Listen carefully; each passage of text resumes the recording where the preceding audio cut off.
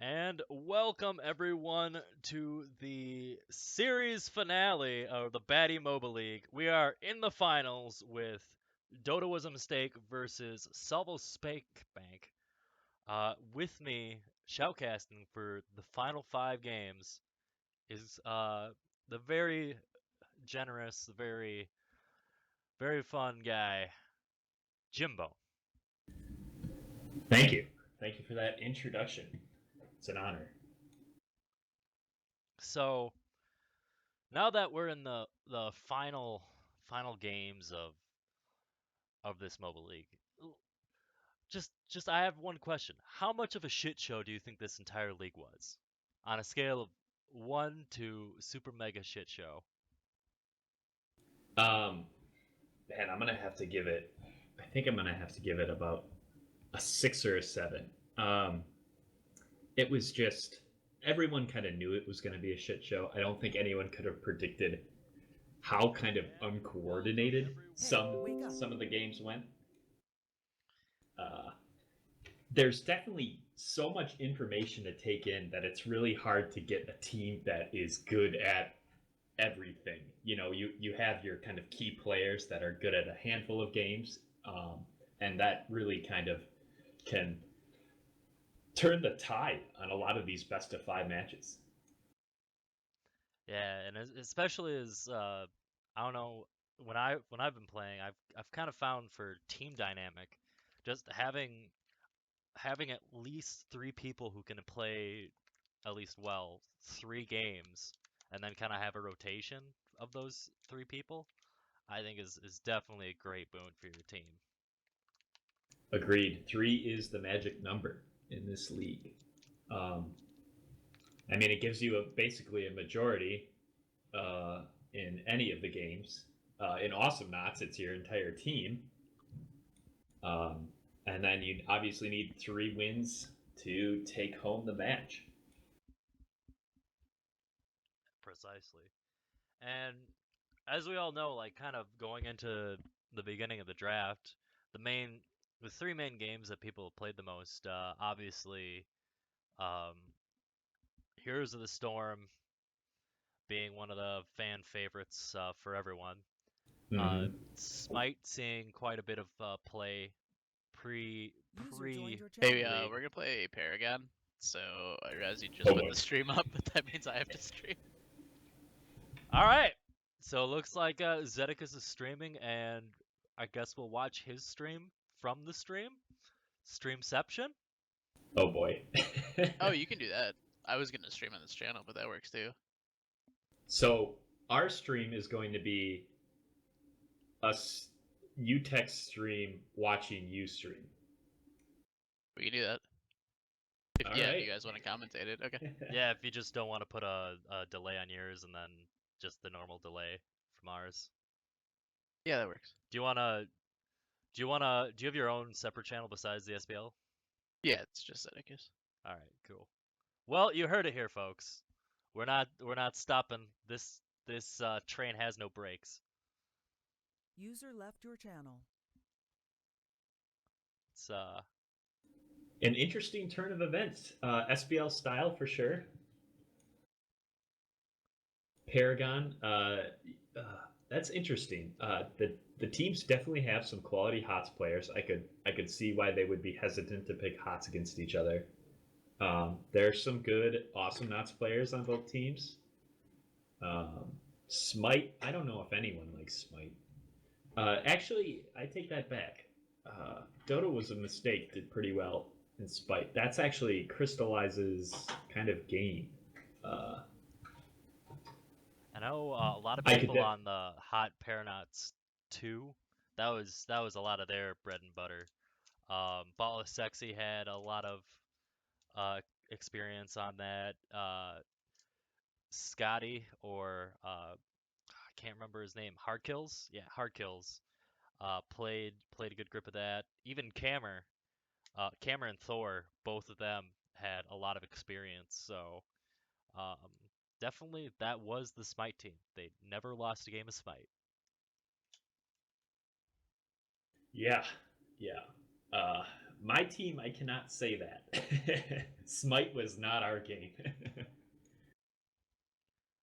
But I guess the name of the game here in this entire league is you got to win 3 games out of 5.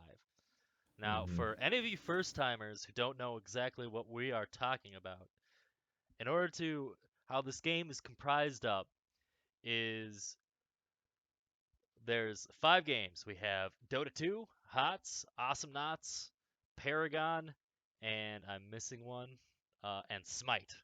And each of these 5 MOBAs are going to be pulled into a draft between the 2 teams to decide which game is played first.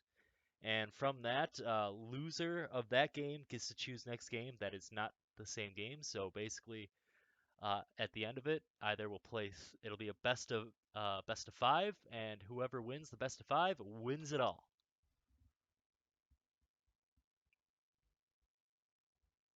Yeah, and we're about to pop into Paragon here.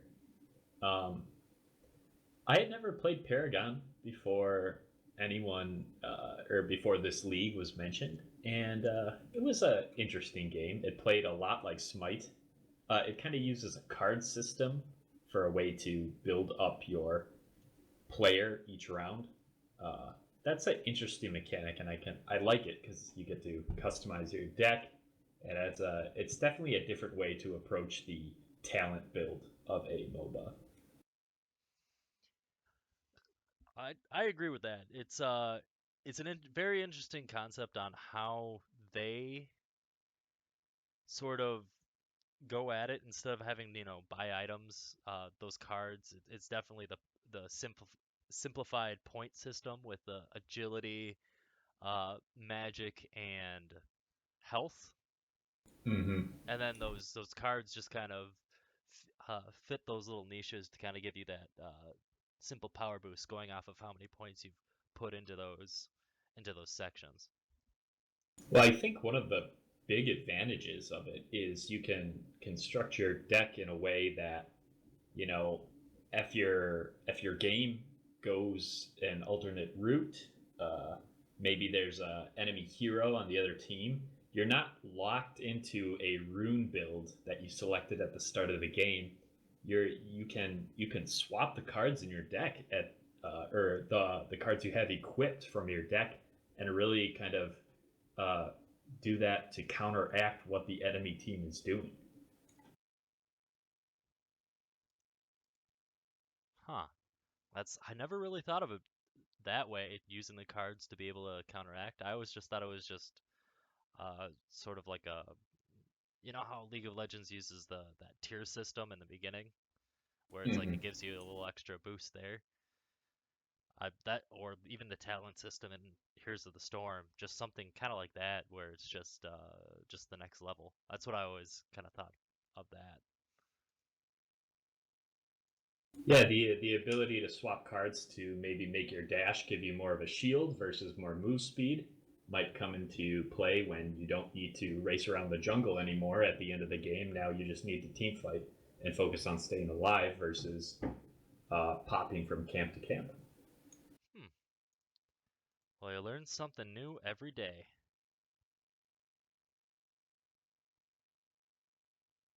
Oh, you tech. Who do you think is sort of the maybe the MVP of each of these teams? Is there a shining player on each side, or do you think that this kind of MOBA multi-game format is so diverse that there's no way to point to just one person?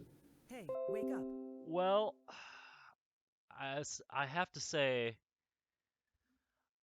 definitely there is one person in my mind who is the cream of the crop, if you have to say. He definitely showed off his skills very early on, even in the draft, because he went for about $9.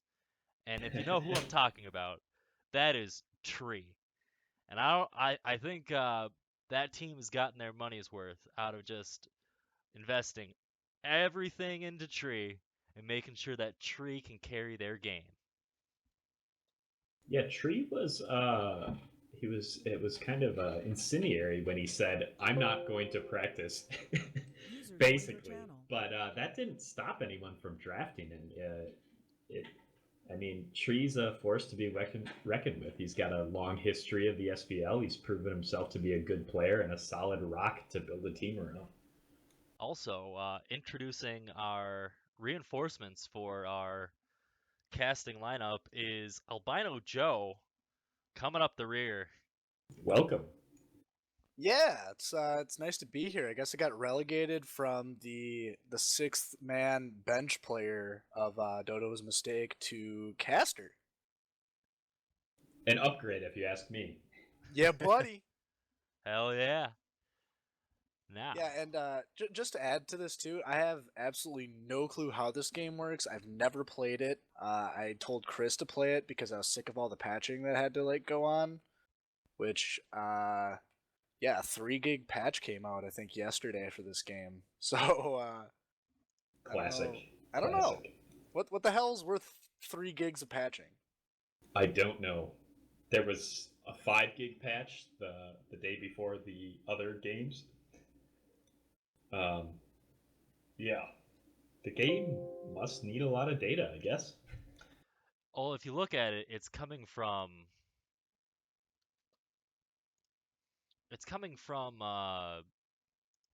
hold on. I am trying to set up the stream within the stream. Oh god. We're getting a streamception going on? We are definitely getting a streamception going, Oh dear. but I Well, don't. while you set that up, I'm trying to actually look at the exact file size of Paragon here. Huge. It's gonna be huge. Yeah, Joey, so a little brief rundown of Paragon. It plays a lot like Smite. You have kind of heroes. It's a third-person perspective. You've got your left lane, middle lane, right lane. There's a jungle. One of the kind of key differences that we were talking about before is there's kind of a card system for how you build up your talents. And, you know, as you earn money, you can either buy more stats, you can buy your talent points. Just it adds a little bit of a more of a dynamic effect to the end of the game where you can change if you need to adapt to the enemy team. Huh. Strange. I mean, honestly, just looking at this right now, this looks a lot better. I mean, I kind of viewed it as a different version of Smite, but looking at these graphics, holy shit, this game is fucking beautiful. The game definitely has more of a, I guess you could say, realistic, kind of more like a Call of Duty effect than other MOBA games, which have oftentimes more stylized or cartoon-like aspects to them. I'm gonna say this right now. Fuck you, Twitch, for asking if we want to see mature content or not. Yes, we do. We don't care. Proceed. Ooh. Are we about to watch someone get fucked? Is that what that means? No, it means that how I'm trying to set it up in the streaming software is getting blocked by asking me if I actually, or that this is for mature audiences, and I need to click it, and I can't click it. Dumb. It's asinine.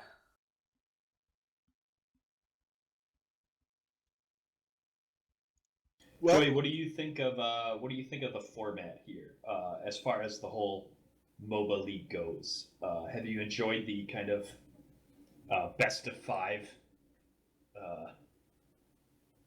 kind of gameplay?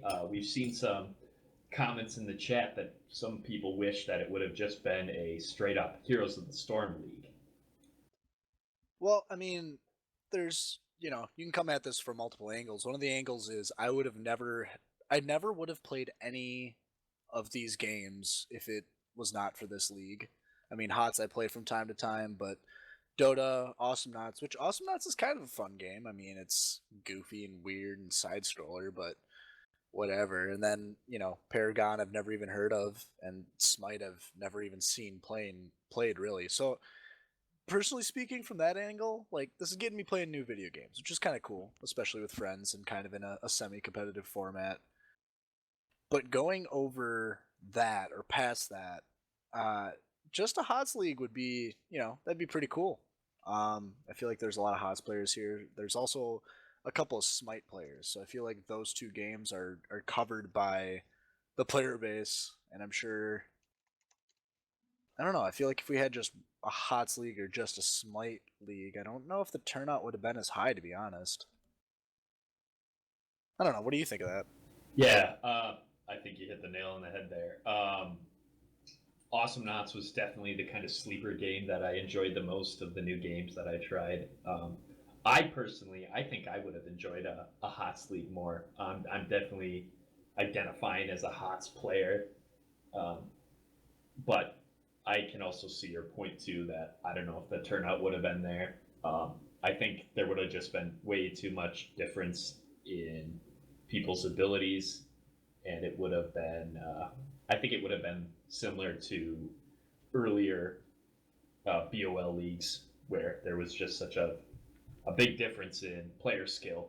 And HOTS go so quick that sometimes you don't even get a chance to dig yourself out of any holes you may have. Yeah, I could see that. It's somewhat snowbally. You could still get back, but anyway, it looks like the game is underway here. And I don't know how the fuck to cast this. I will say that apparently the wiki says that there is a spectator client. I don't know how truthful that is, but we're gonna find out. We're gonna see if we can finagle around. So bear with us, folks, if you don't mind me trying to experiment here. Yeah, so we are watching from Zedekis's perspective, and he is on the character Greystone. Uh, he's got a interesting ultimate ability. It brings him back from the dead, and he flies back down to the battlefield, dealing damage to everyone around him. Uh, it's definitely kind of your tanky sort of character. Looks like he's up against a dual lane with another Greystone, and not sure who that other character is, but he is getting pushed in. Yeah, and he's swinging his sword around and killing minions. I could tell that he's doing that. Based on the other player icons, it looks like there's probably a Gideon on his team mid. Hard to identify who that is, but Gideon's an interesting champion. He's the kind of the tutorial guy.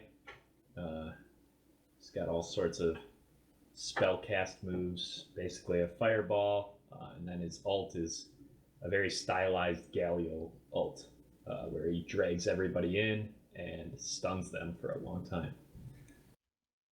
Ooh, wow, Spiffy doing damage. Zed doing damage to him.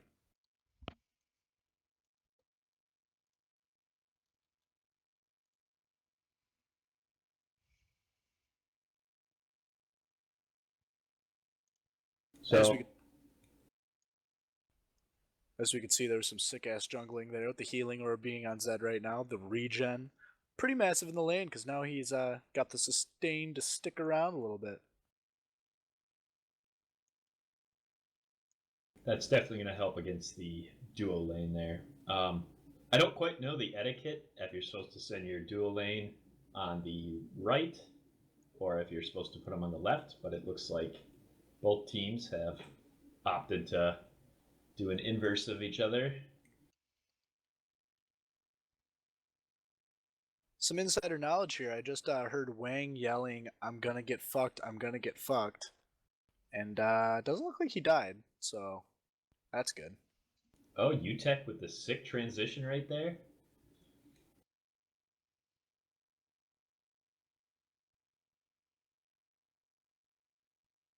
It's okay. They're applying updates. We're gonna see if we can gonna see if we can get into the spectator client and try to zoom around the map to not only see Zedicus.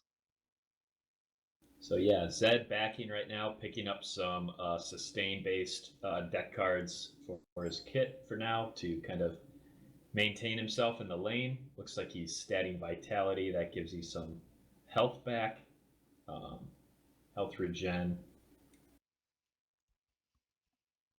I think that's just gonna kind of be his goal, is just do his best to hold this away from the two people and see what he can, what the rest of his team can do.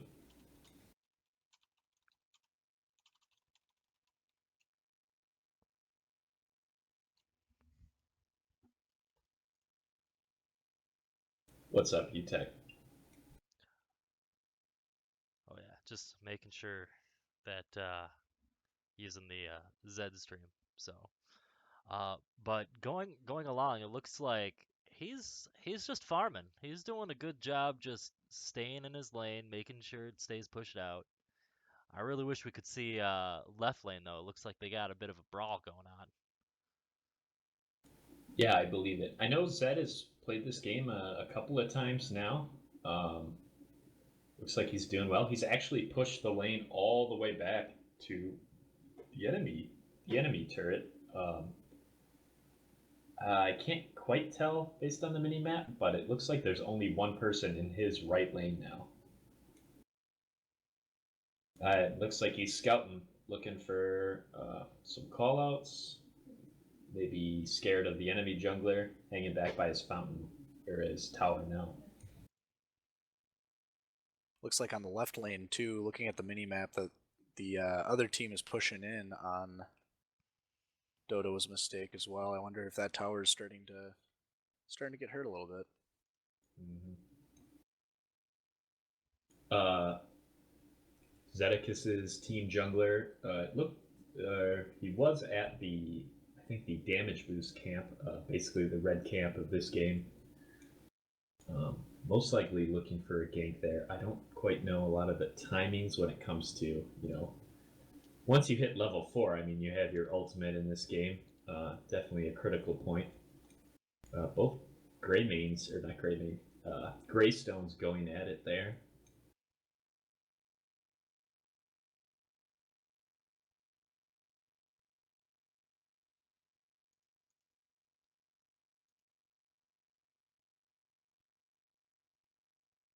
Looks like there's two people in his lane again, Marias and Spiffy.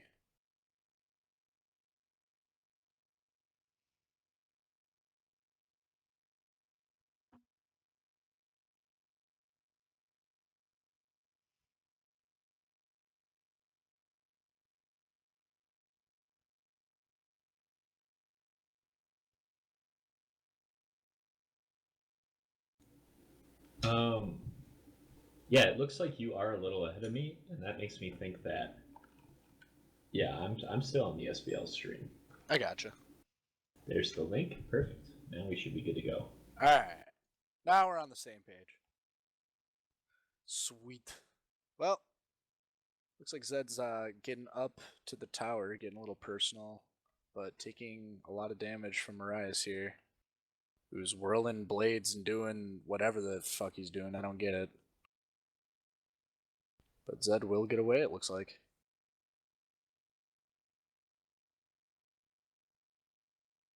Oh, it looks like left side was destroyed.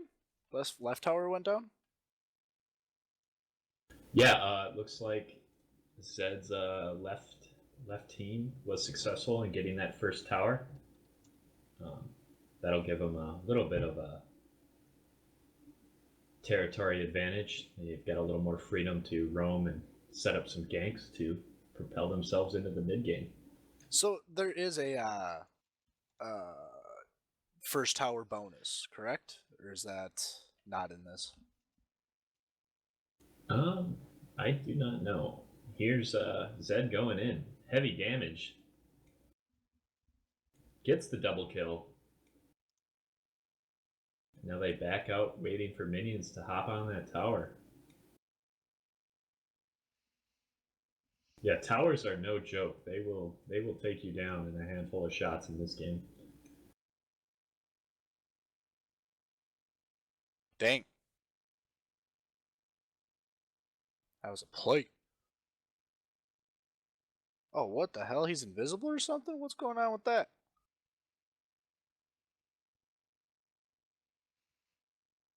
Don't quite know enough to figure out what happened there, but yeah, he did appear to be cloaked for a brief period. Just fucking say I want to be invisible now and then do it? What the hell's this game? Could have been a spell from one of his teammates, maybe a specific talent, but now he's trapped in the thorns. Oh, manages to jump his way out of there. He ain't trapped at shit.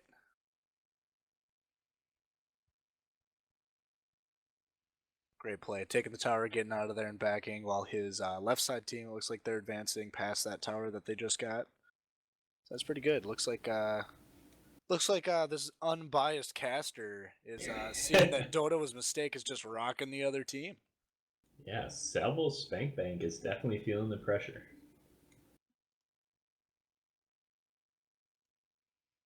But to be fair, I really don't understand the metrics of this game whatsoever. So who knows? Maybe they can do some rotating on their own and get some kills, picks, and towers eventually.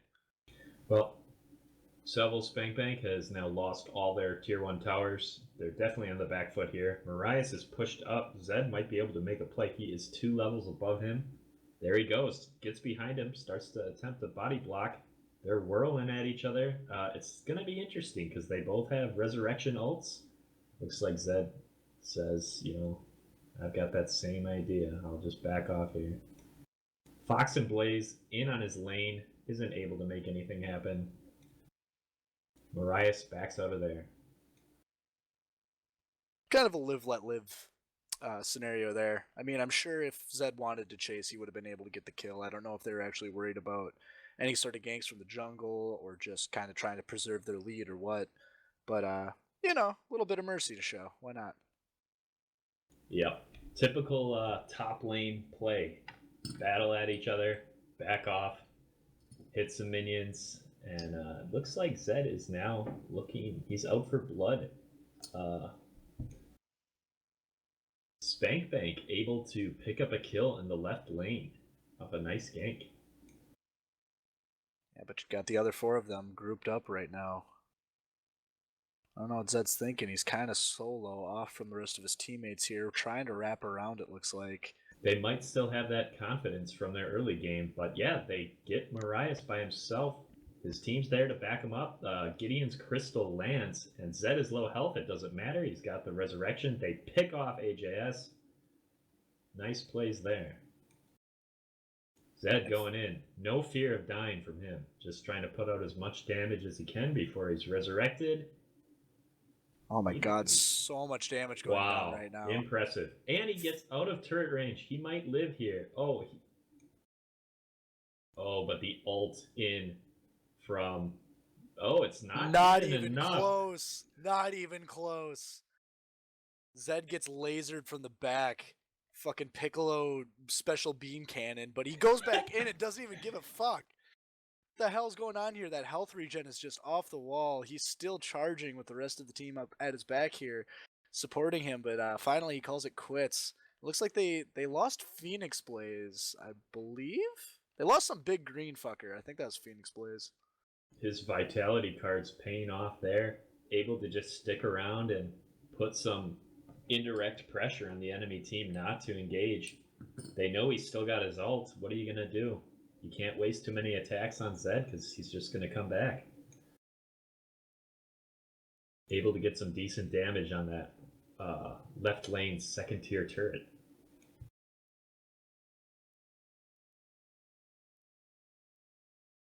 Well, I don't understand the point of team fighting in this game, really, if it gives you a lot more gold or, what it really does for the team, I guess.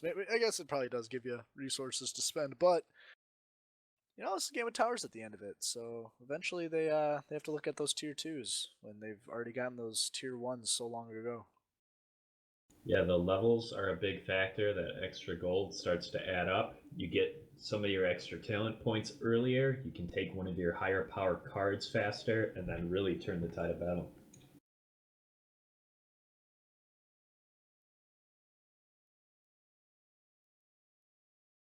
I guess this is the grouping part of the game here, as all 5 of them are together now. I'm definitely not sure if that's the best strategy in a typical kind of game, but for this league, grouping up in these kind of games where not everyone's sure what to do is probably going to be your best chance for success.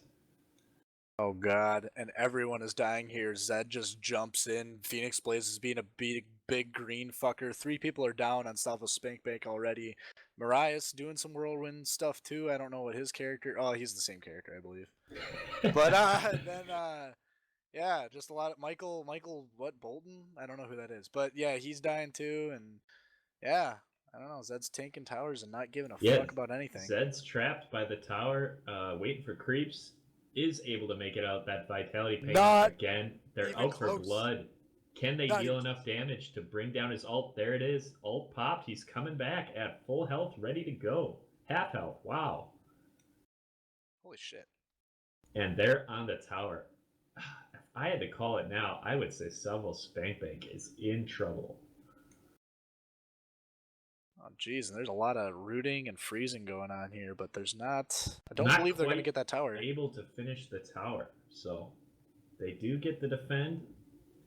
But man, they're starting to get under leveled compared to Dodo was a mistake. So where are the levels? Zed's level 9. Comparatively to some of the other levels I saw AJS was level 7. You know, like I said earlier, levels make a big difference in this game.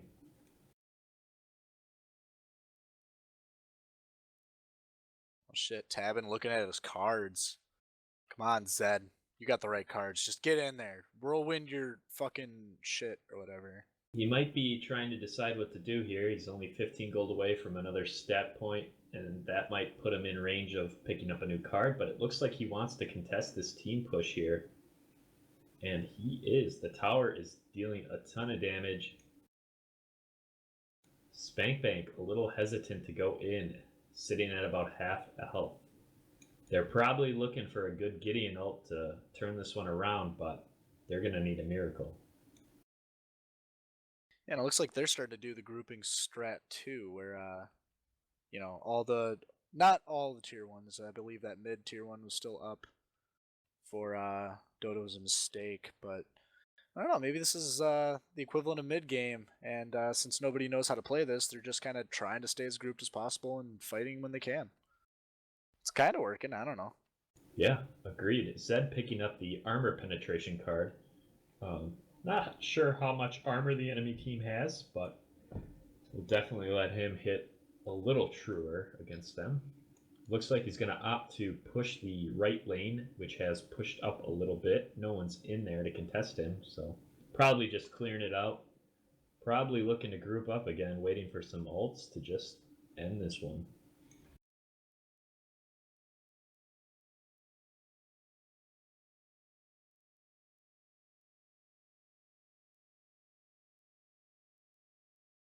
It looks like Zed kind of off on his right, on the right side by himself, while there's a team fight that looks like it's about to break down on the left side jungle here, and I wish we could be looking at that and seeing what's exactly going on in that fight, but it looks like Salvo Spankbank might actually have a chance of a 5v4 and, you know, getting a couple kills, but it looks like 2 of them have gone down. Yeah, that was probably their best attempt. The 5v4 was Zed off on the right, but looks like they lose Gideon and not Greystone there.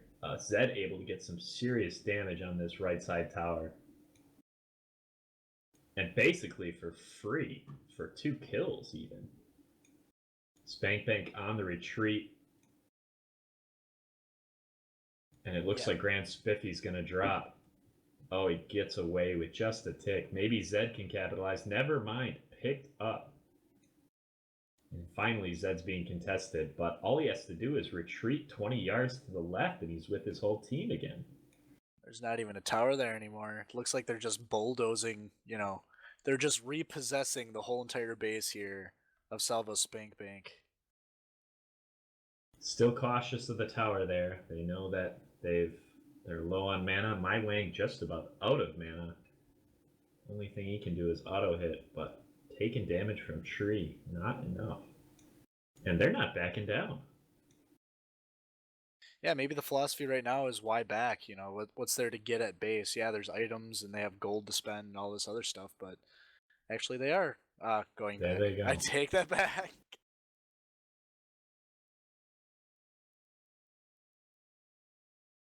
Oh, they are going for the Prime Guardian. This will give them a nice bonus. Should let them be able to win any team fight. It's just at about half health. Not much Spank Bank can do. They're stuck trying to defend their towers. Their center inhibitor is down. Is that like the equivalent to Baron or something? That is the equivalent to Baron. Shit. Uncontested. Zed going for the hero power. His attacks will now slow. No one's going to be able to get away from him. Yeah, I don't know. Doesn't look like Salvo Spank Bank has much of a chance at this point. I mean, I don't know exactly how snowbally this game is, but you know, maybe there's a chance. Maybe. Maybe not. As Zed sits there and does nothing. Something happened to Zed's computer. Oh, and he's back in game. Okay, we're good. He had to Oh. tab out. Probably change his music. That could be. You know, this is He's probably not too worried at this point. yeah. He just had to go to the victory music that he's got. Change his playlist up a little bit. You know. Could be. It looks like they're all rushing the left side here, and you know, why the fuck not? That's kind of the last secondary tower that's left on Salvo Spank Bank. Mm-hmm. And they also are showing mid a little bit here. I don't know how fast rotations work in this game, but it looks like they might be able to take that tower before all five are there to contest. No, Yeah, they're wow, all there. it is dropping. Okay. Oh! They couldn't do anything. Zed's in on the back line, Oh, spinning, man. slaying. It's not looking good. Oh, Gideon gets a sick ult. They stun Zed, but they can't put out enough damage. There he goes, Oh. finally popping the ult. He's back at half. Wow. Oh, will he make it out? Easily. Yeah, just fine. Holy shit. Yo, UTech, you watching this game with us, bud? That is a no from UTech. Oh. I thought we were going to 3-cast this. But UTech is streaming the other Yeah. games. It just Paragon has issues, and they are on the enemy core. Eric blind, fully blind. Whoa. Wow, we're blind too. Interesting. that's like how I play my HOTS games with the monitor off. It's great. You guys should try it. Pro tip. Just turn it off. You don't need a monitor to play HOTS. Use the vocal cues and background music to guide you. You'll be fine. Going for the healing orb there, picks it up. They don't look like they want to finish this game. Just toying with them at this point. Maybe they don't feel like they can contest it safely. I don't know if there's much Spank Bank can even do. They've got inhibitors down in mid and left lane. Their core's already taken about a fourth health.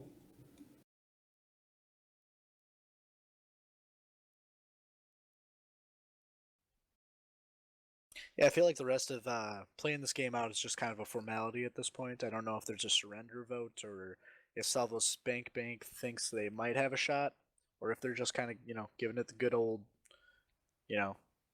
try and not giving up. Yeah, they could just be playing the esports, no surrender, respect play. But, man, at this point, might just be demoralizing them even more. We'll see what they do. I wouldn't be surprised to see Salvo Spank Bank take it over to HOTS. Tree's a valuable HOTS player. Swift plays some HOTS.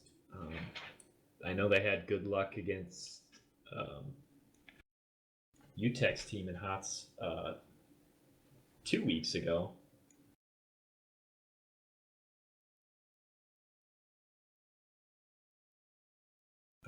I believe they're also pretty good at Awesomenauts, although I know Eric has played a decent amount of Awesomenauts as well.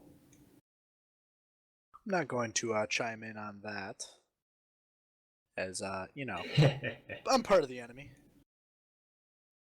Fair enough. And Zed finally goes down. First death of the game. Dirty fucking feeder. Doesn't matter. The rest of his team is cleaning up. My Wang with the shield. And they've just got some beefcakes pounding on the tower. This isn't even necessary. Minions are on the core. They're not even going for the turret. They're going for people. Wow. They're out for blood. There's the disrespect. Marias goes knocked down. Oh, blinks away. Still alive. And doesn't get slayed. Can they finish this off? Just trying to clear a path for their minions. Yeah, if their supers or the equivalent thereof, I don't see why this would not go down quick. They're now ignoring everyone. Wang is beating on the core. And so are the minions.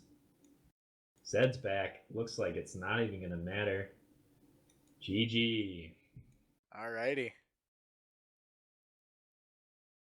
Well, I'm going to hop down. Tech, you there? I am here. I've been spending the entire time trying to find their game in Spectator, but to no avail. So. Oh, Jesus. Well, at least we had the backup going on. That's good. Well, thanks for joining us, Albino Joe. Good luck in the rest of your games. Cha. Later. User left your channel.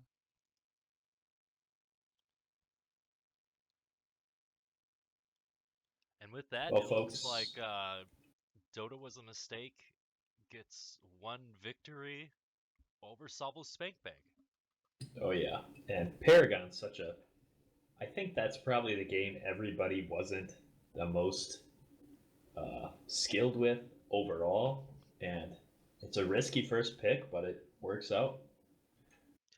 And you also have to think that game is currently in open beta. Oh gosh. It's a little clunky because the reason why they have all those huge updates is because a lot of these assets are not optimized at all. They're just, really, really beautiful art assets, animated, put it all in, and they're just kind of putting it all into one thing and just kind of seeing what happens and, do now, optimize later. That's what it looks like. So. And now Zedek is chiming in the after game chat that little hiccup was his mouse apparently stopped working. He probably had the batteries in reversed. Had to flip those over.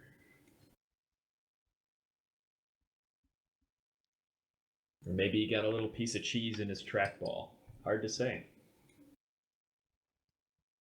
Well, you know what? Maybe it's a little salt that he picked up from all the other teams. As he was just mowing over them with his mouse. Yeah, and I'm sure we'll be hearing soon about what Seville Spankbank will be picking. Getting that in soon enough. Looking at what they definitely have some advantage in, I'm guessing more than likely it's either gonna be Heroes of the Storm or maybe Awesome Knots, but more than likely, I feel like they're probably gonna be fairly confident going into Hot's game and getting a win. Agreed. I think they would definitely not be picking Smite. In fact, I would Smite against Crystallize and their group. They've got some real experience there. I would imagine that Dota was a mistake is now in a pretty commanding position because they'll be able to easily pick Smite if they are able to, if they end up losing out to Seville Spankbank's pick. And who knows? Maybe they'll pick Dota just as a kind of a bamboozle pick. I mean, look at their name. Dota was a mistake. Obviously, that team is not geared to play Dota. So if you have at least two people that know what they're doing on Salvo Spank Bank, I think you have a pretty good chance of going at it guns a blazing. And it looks like my wang is in Awesome Knots. Can't quite tell if everyone's over there yet. Maybe not the case for the whole team. Um, yeah.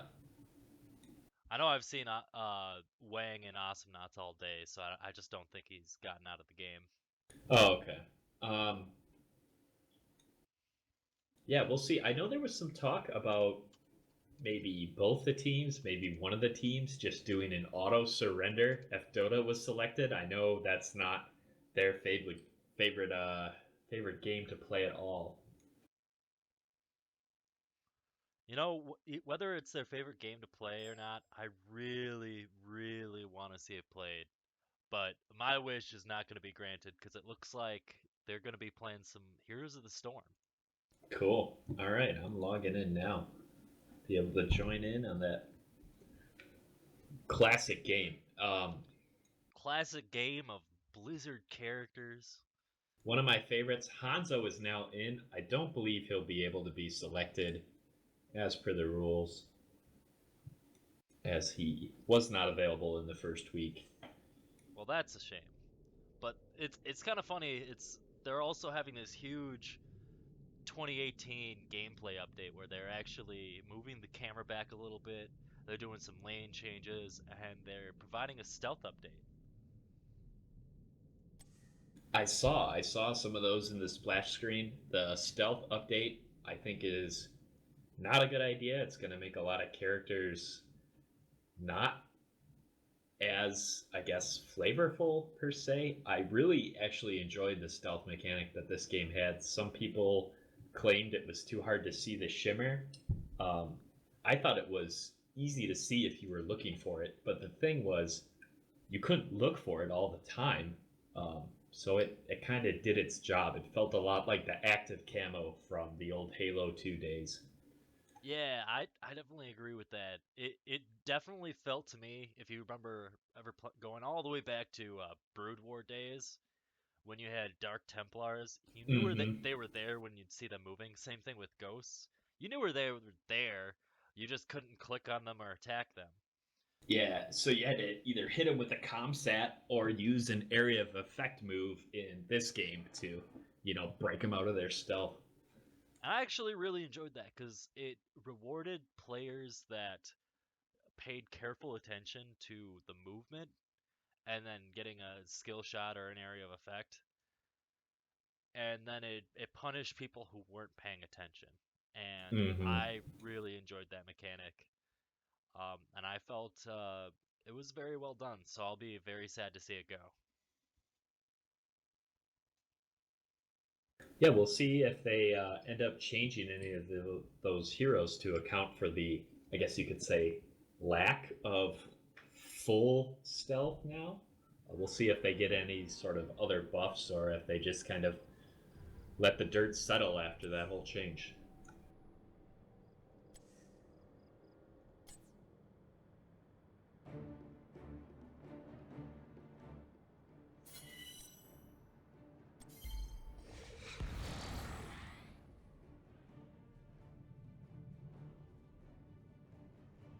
Now all we gotta do is just wait for our invite into the lobby. Yes, sir. Um, so, um, I know Zedekis's team, Dota was a mistake. They busted out the Cho'Gall against my team that first week. Um, didn't go too well for them, but they are Cho'Gall players. Um, Always an interesting pick. It really kind of depends on the map if you want Cho'Gall or not. There's some maps where you just really need to be at all the different points with your 5 players, and when you only have 4 bodies, it's hard to do that. Definitely, I'd say, what is it? Dragon Shrine is a very weak map for Cho'Gall, considering that's a place where you want control of all 3 lanes.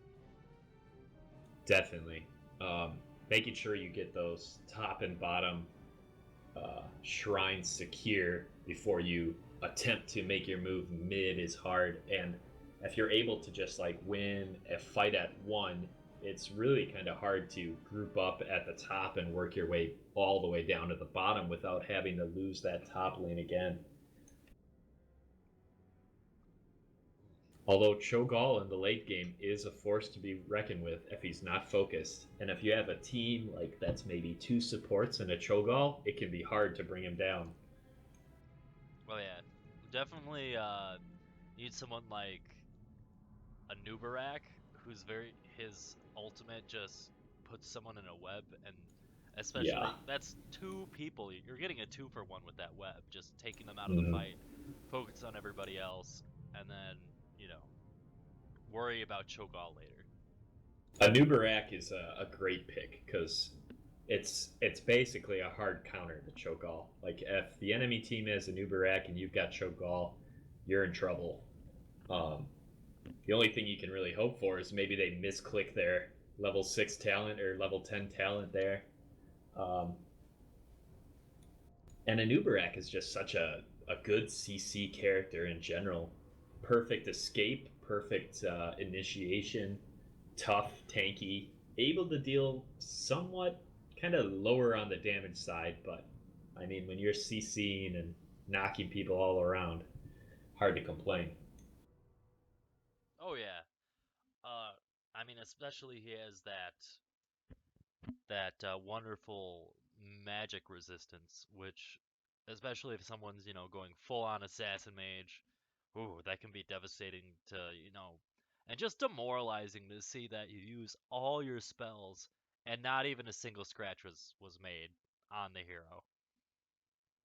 Mm-hmm. Utek, you aren't in the party yet, are you? I was not invited to the lobby. You invited me to a party, and then Oh, okay.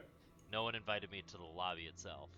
Yeah, I also haven't received an invite to the lobby. Let me see if I can request to join here. Then I'll try and grab you. I want to join Eric's party. I want to get in on their lobby.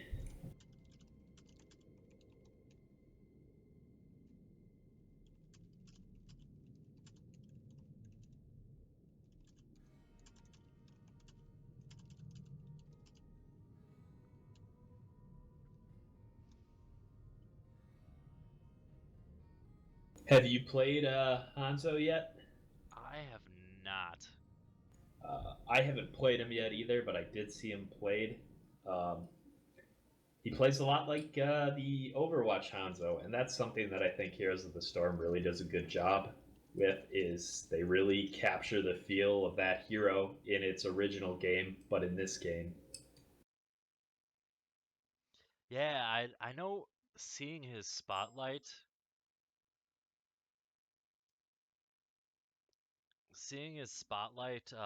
especially with the scatter arrow, that that just seemed brutal. Just for just simple geometry going everywhere. Um, Mm-hmm. I also just enjoy some of his simple abilities. He's able to move and shoot, which I really Mm-hmm. enjoyed. And then what is it? His ultimate. I can't remember what his second one, but he has the 2 dragons, and I want to say the other one is something where. Do you remember what the other one is? The other one, I believe it was more of like an Ash Arrow style attack, where the dragons are quite slow in this game. Um, they're pretty easy to identify where they're coming from, and unless you're cut off or maybe stunned up or something, they're pretty easy to dodge. It doesn't quite play like Overwatch, where sometimes it's a surprise the dragons are coming through the wall right in your face. You're able to see them pretty well here. I mean, as long as he says the signature line of Ryuga wa Teki wo Kurao, I'll be happy. Do we need to get 30 in here for some more weeb noises?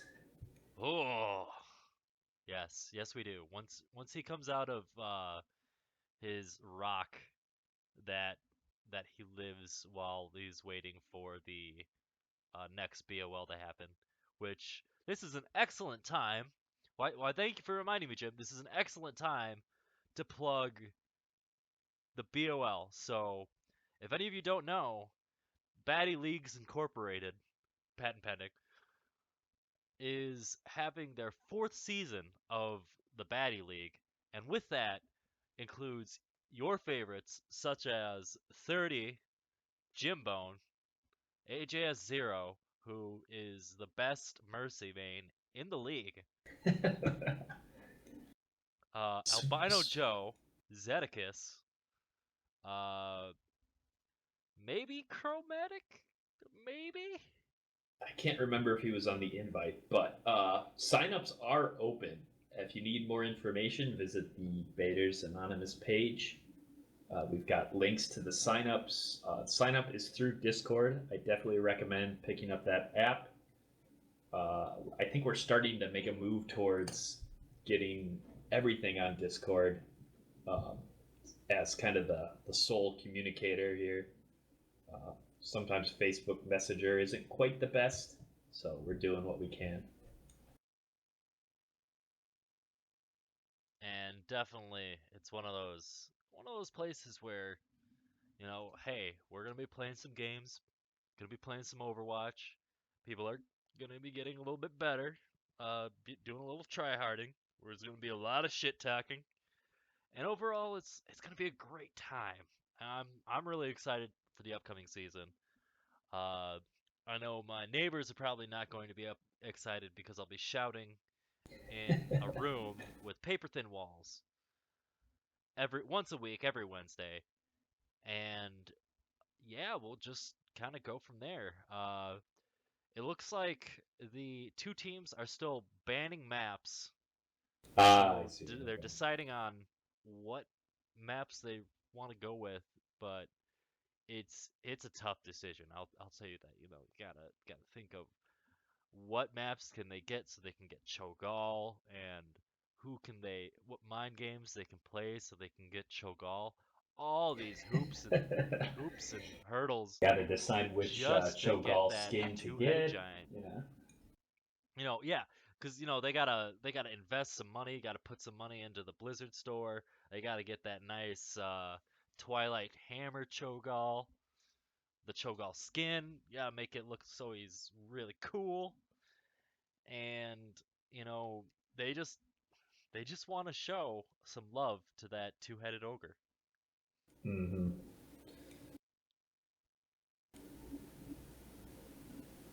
Yeah. Hook resets dropping some salt in the chat.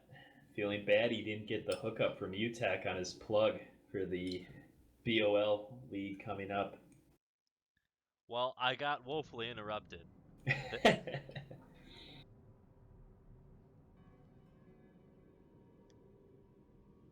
But Yeah, yeah, hook so reset's a force to be mentioned with on or reckoned with on Tracer, one of the few Tracer players of the league. Also, a big Genji player as well. Something that's always feared, either feared or loathed, depends which side you're on.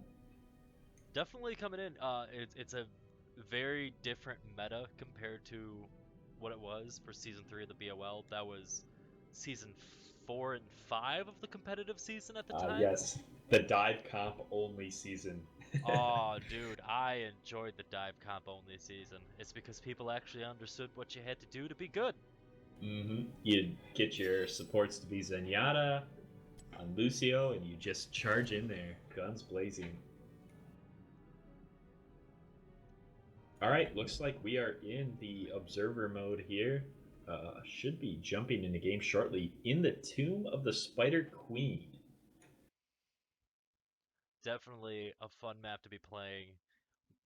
Main objective of the Tomb of the Spider Queen is to push the lane, but the main objectives they will be fighting for are these spider gems. To have to try to collect 50, get them to the shrine, and it'll spawn 3 uh queen spider or yeah, queen spiders to kind of help push the lane and give your team a big advantage to try to close out the game. But every time you get those 50, it goes up by 5 as to how many you need to collect next time. So it'll be a fun thing to play around. Yeah, and another aspect is this map is very small. You can pretty much pop over to the next lane up in a matter of seconds. So this is definitely a Shogal opportunity map. Man, I really want to see that Cho'Gall game. I don't care. I want to see two Cho'Galls, one on both teams. I just want to see the Cho'Gall versus Cho'Gall. Who is the better Cho'Gall?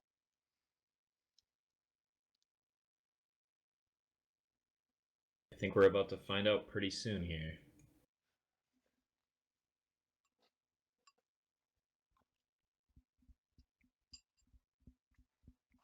I think King wants to spectate, but the fact that he is in that same chat room as Selvo Spankbank is a conflict of interest. Now, on the concept if there's a delay on the stream or not, I don't think there is, since it's a custom game. Yeah, we will have a bit of a delay. The players won't, I believe. But anyway, K King, get cucked and watch the stream. All right, we'll see if there's any hot swaps on champions. Looks like they've got some teams set up. No Cho'Galls off the top.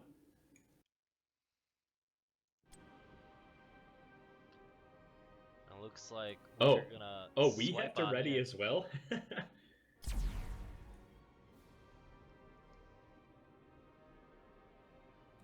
Okay, here come the swaps. Is that an Abathur? Not too much. Caden on the Tyrande. Great stun on there. Mirrodin's got plenty of stuns on Spazoid. Definitely looks like they're gonna be going in This for a realm bit of a needs dive. me. Especially since Tyrael can just jump into the back line and do whatever he wants. Oh, look at that! There it They is, the they Cho'Gall have pick. the Cho'Gall. Phoenix Blaze and Blabur playing the two-headed ogre himself. Don't know what's really gonna happen in this goofy team comp, especially since Salvo Spankbake doesn't have any big CC to lock down the two-headed ogre. Mm-hmm. But who knows? They might be able to pull it out. Uh, they do have the Sylvanas who will be able to push those lanes really easily, as they have that what is it? The Dark Arrow, which disables towers. Can be devastating in the early game. Do you know if there's many mercenary camps in this map? There are a handful. The bosses are pretty valuable, or the top boss, I believe, is pretty valuable. There's a handful of mercenaries, but the most value you're going to get is collecting gems and turning those in and contesting the turn-ins. Right. We'll probably see Albino Joe on the Lieutenant Morales, like we did a few weeks back. We'll see if he can link up with Cho'Gall a little better than last time and really keep him topped off. And it looks like we're coming in. Now, luckily, I know I said it before, but so you can collect gems. So enemy spider minions and heroes drop magical gems upon death. You can turn in the gems. You can relinquish your gems at one of the Spider Queen's altars, and you can summon web weavers, which is basically your own personal, like, weird Japanese waifu, if you want to think about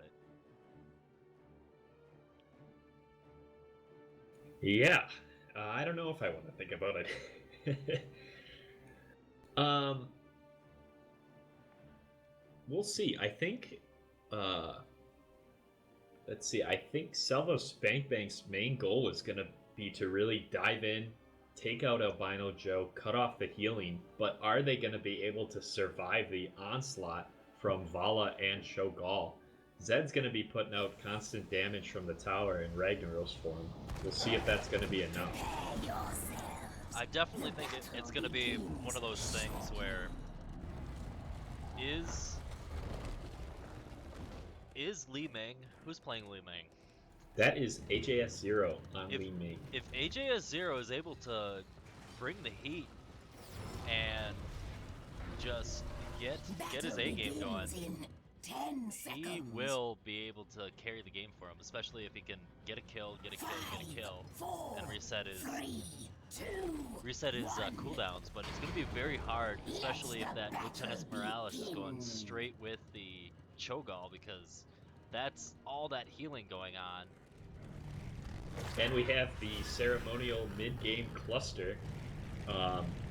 Looks like Spankbank wants nothing to do with it. Opting to go right to their lanes. Sylvanas downstairs, uncontested, should be able to get some serious damage early on those towers. And look at that, they're going straight for the kill. Wow. Oh, they already got the tower in the mid lane.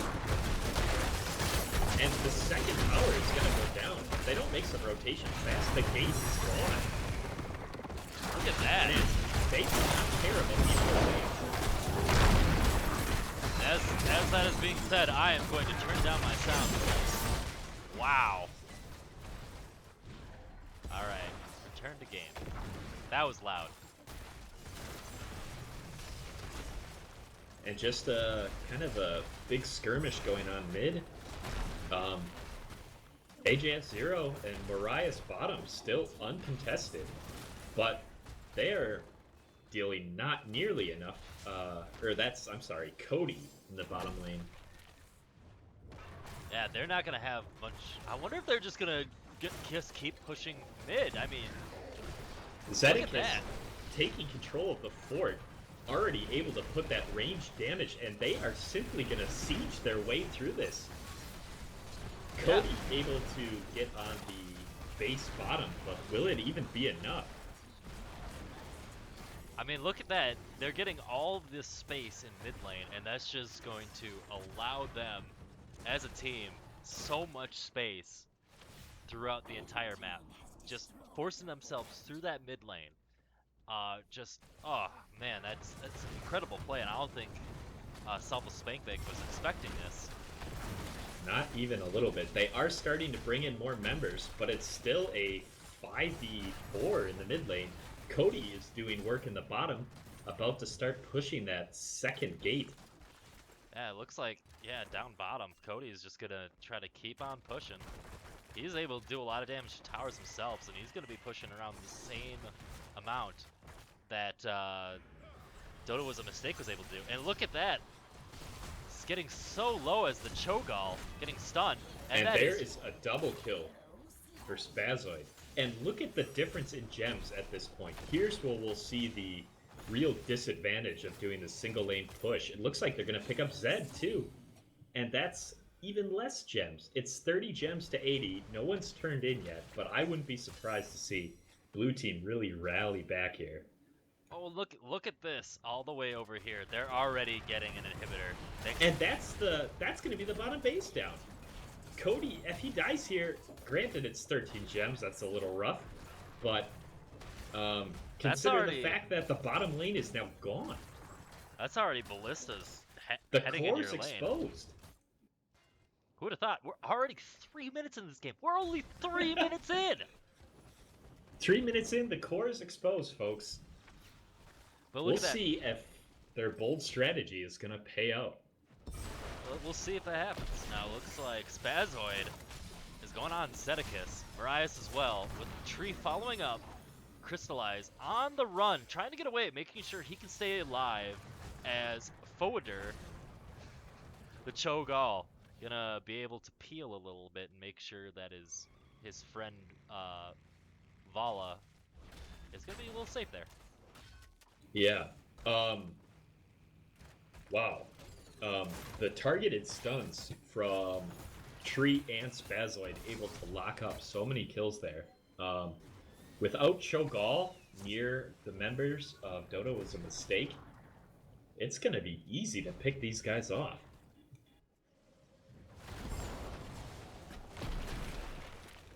Looks like we're having a fight on the upper altar. It's Spazoid coming in, taking a little bit of damage from the Cho'Gall, but the Cho'Gall being a very, very tanky lineup. Cody and Marias coming on in.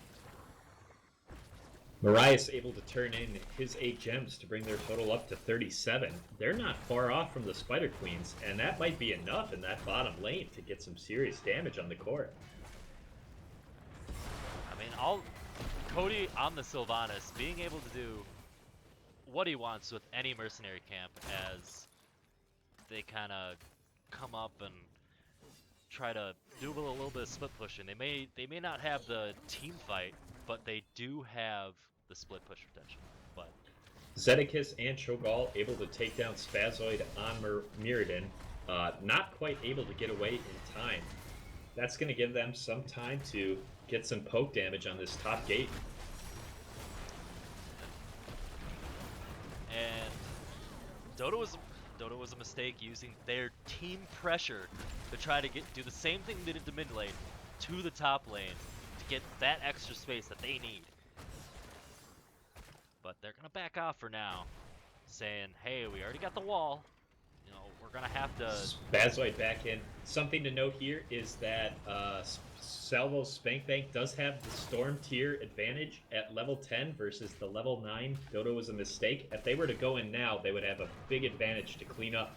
But Dota Mistake does have enough gems to get this, the Web Weavers going in. Oh, and a great knockback from Spazoid to take out the Lieutenant Morales. Easy pickings, and that forces it to a 4v5, and they don't have their healer to keep Cho'Gall up. Albino Should Joe be on able the to get some Morales. value. And it looks like they're going to try to spread out. They want to get the gems that they can into the altars just so that they can get a little bit of extra pushing power. Oh, it looks like 2 more gems only needed to get this pushing power in. And they have... Salvo Spankbank was able to get the Web Weavers, and that means they're going to be pushing into all lanes. So if they don't do anything about that bottom lane, they're going to be SOL.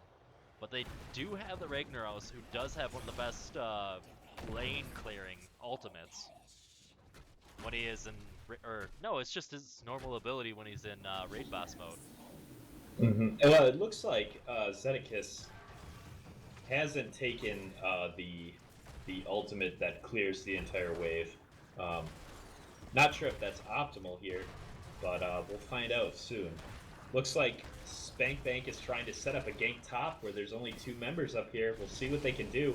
They hop onto Albino Joe, land some stuns. The same thing, the same knockback, and Joey is in trouble. Goes down. And it's fantastic that Spazoid has that ability to just shove someone in the back into their own, or into his team. Just because all they need to do is get that Lieutenant Morales out of the fight, and everyone else isn't going to have that sustain. It's sort of like killing a Mercy. Zedekis forced to stay bottom and defend against the Web Weavers. Well, Spankbank able to get some serious damage on this outer base. It's still anyone's game, but looking at who has the overall advantage, Dota was a mistake. Does have... Ooh, they were able to sneakily get in the last bit of gems that they needed to get their own Web Weavers. But they are not going to have to worry too much about bot lane, as the Web Weavers will be coming in. But at the same time, they're going to have a lot of pushing power coming in. We'll see where the battlefield ends up after these Web Weavers clear out. They might be able to tie this up. And they're opting to do their main mid strategy. Zedekis attempting to go into the turret, gets stun locked out of his channel, forced to fight on the ground. And that Cho'Gall getting a ton of damage everywhere as the raid boss showing his stuff. Look at those shoulder pads. That's World of Warcraft for ya. A 3 for none in favor of Dota was a mistake. They might be able to hop on the core here. I'm pretty sure they'll be able to finish this game out. Well, maybe not, because he got 5 seconds on the Muradin. All right. His last hero coming up. There's 4 up. They're content to just move up top for that extra base value. Something to be worried about, though, is bottom lane for Spankbank is starting to push. They can't ignore it forever. I wonder if they're going to be able to get that boss camp up top. That's definitely going to be a big objective to fight for. As well as, oh, well, look at that. They have enough gems to just keep Yeah. going again. So they Looks have like to, they're trying to line up some turn-ins. if they're able to get all 3 of these turn-ins from Crystallized Zedicus and Blabur, they're just going to have another go-ahead. Oh, wow. So good chaining of their gemstones. And there's the ult from Cho'Gall, draws everyone in. It looks like he's going on. He's going ham. Making sure, and there's AJ0 trying to go in with the Kamehameha, but to Not no enough. avail. And it looks like those ballistas are not going to be able to do anything to that core. And Not with the web weavers there. Joey's going to heal up Zedicus, and they are going to pressure the core here. and if this is, they're going to be able to at least do a good chunk of damage to that core if they're, well, if they're able to get anywhere close to it. But the respawn, they're still level 13 and 14, so the respawn timers are still low. And it's not going to allow them to any time for reprieve, but they can get the consolation prize of this top lane keep. And here they go. The towers are down. Spank Bank fully in. Mirrodin looking for a target here. Sees Joey in the back. Misses the Stormbolt. Forcing Dota was a mistake to retreat, at least temporarily. But they want more. They're hanging out. And looking at them, what they have available, these guys on Dota was a mistake. They're all very, very tanky. They also have the damage and they have the beef. If they Tree wanna, with a great scout to stop them from thinking about doing the boss. They're gonna try and attempt the...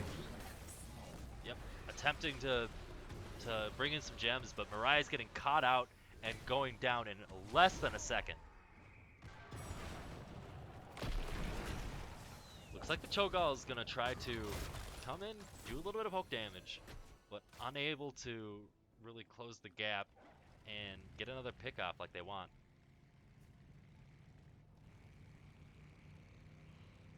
Yeah, and that means some uncontested pushing here as Dota was a mistake rotates around the map in complete control of this game. Now I'm really surprised that they're not really going for any of the mercenary caps. It'll definitely help with their split pushing capabilities, and or at least for Dota was a mistake to allow them to close out this game.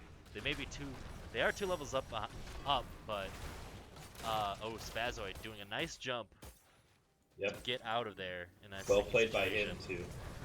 to save himself. And it looks like Cody on the top lane gonna be trying to do a little bit of split pushing himself, seeing if he can sneakily get himself another lane. Oh, and Meanwhile, Spazoid goes down. Red team, Dota was a mistake cleaning up. Zedicus goes back to deal with Cody. He's attempting to solo him. Looks like he's going to get the best, and that's an easy pickup there. 4 down, just Tree on support, left to defend. This should be an easy Ford bottom, and 30 seconds of pure pushing here. they should. Only a think few that- gems away from another wave of spiders.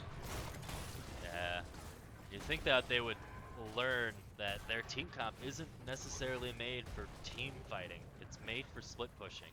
They have the Sylvanas. They need to try to stay loose and in charge and just all around the map. But as this game goes later and later, it's going to come down to team fights. Spazoid way up. His team not quite ready to back him up. Not able to make anything happen there. Dota was a mistake, content to turn in. And it looks like they're going to have web weavers. There they are. This might be the final nail. If they're not able to push this in, I don't know what to believe in anymore. And they are getting dangerously close to that level 20 talent. A good hook in by Cho'Gall activates the piercing blows, and they are just cleaning up. 2 down. And they're not able to do anything to this massive tanky lineup as they clean up, get the top lane keep, and allow that Web Weaver to push in. They still have the middle Web Weaver and the bottom Web Weaver pushing in, although the bottom Web Weaver is going to take its time as the siege minions on the bot lane coming in from the side of Salvo Spank Yeah. Bank. Dota was a mistake heating up that siege. Zedekis going into full raid boss mode, dropping fireballs on the core. Everybody's on the core.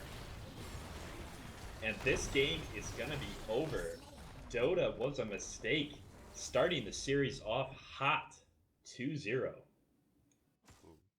And we could see ourselves a 3-game sweep coming in. I wonder what the next game is going to be. Most likely, I feel most likely it's going to either be Awesome Knots, hoping for a game of Dota 2. Please hear my prayers. Let's play a little bit of Dota 2 because everyone's equally as bad in it. You know, maybe they just need to go for the wild card. Sometimes the wild card comes up lucky.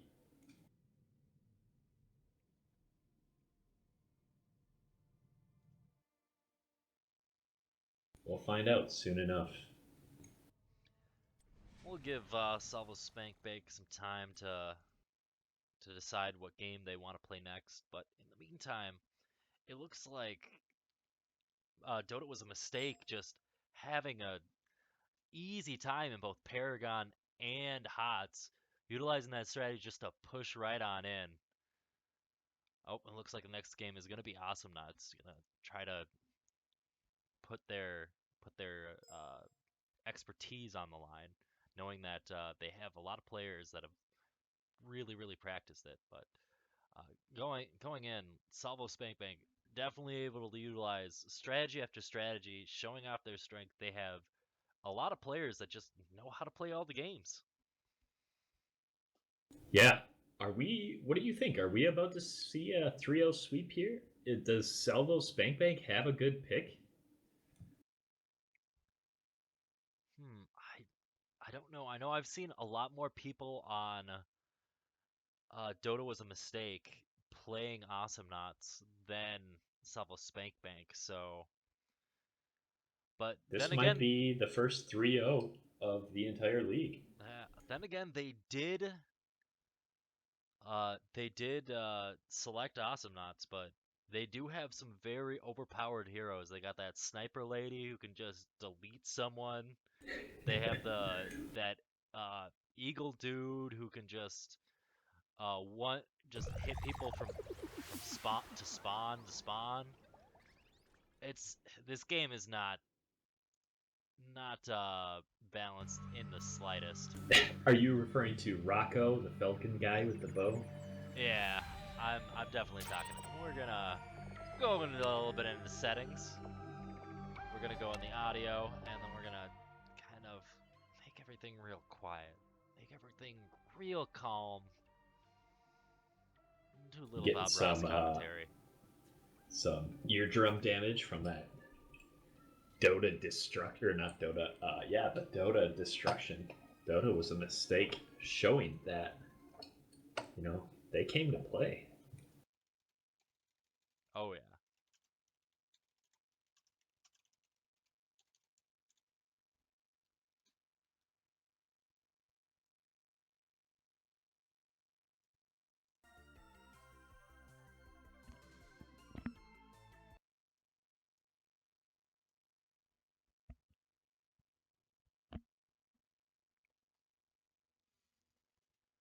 As I get this set up here, I actually have no idea how I'm supposed to spectate. So it's a learning experience for all of us here. Yeah, I think there is a way to. I think if you click on watch,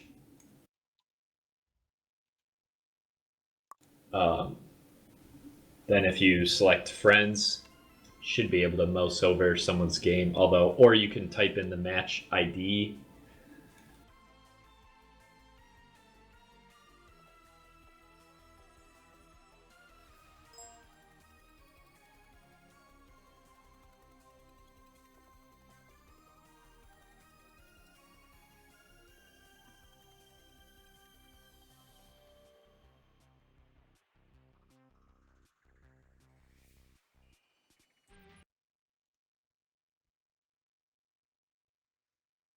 I don't see any live games going on from my friends list, so I don't believe they started yet.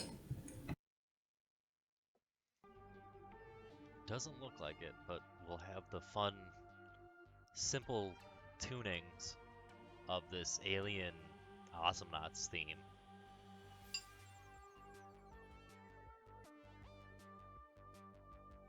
So if you're just joining us, Dota Was a Mistake is up 2-0 in this best of 5. So if they lock up this Awesomenauts game, this is all over.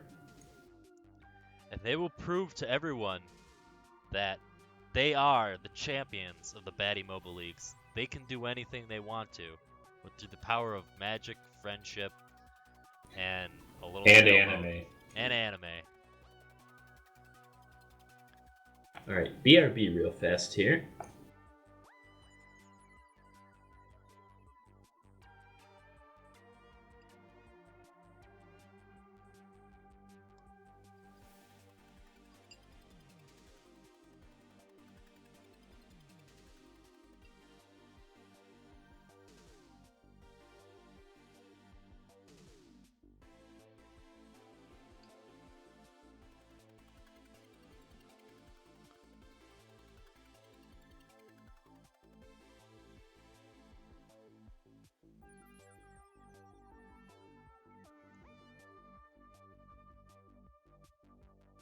Alright, I'm back. Good to have you back.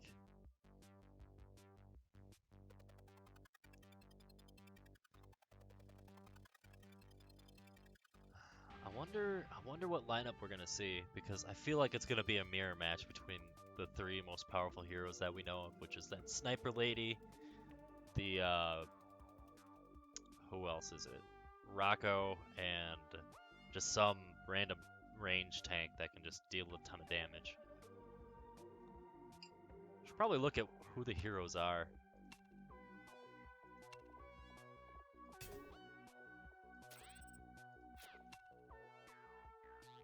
Looks like the teams have divided into their subgroups. Are A they little just playing, explanation. are they playing about the one the- game, or are they playing two?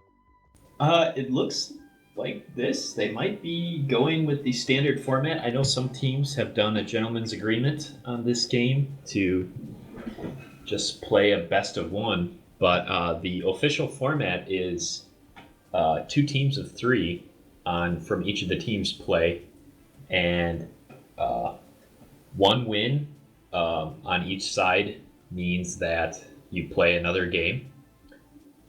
2 wins on a side means you win the series.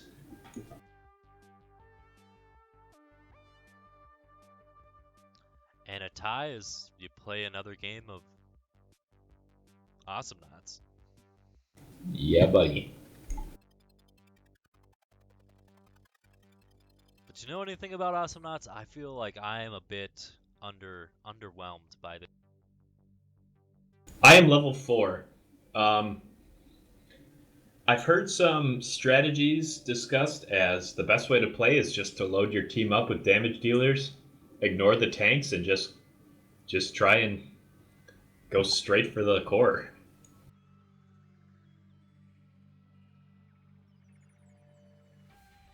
Basically, the higher damage your team can put out, the less it matters that the enemy team has tanks and stuff.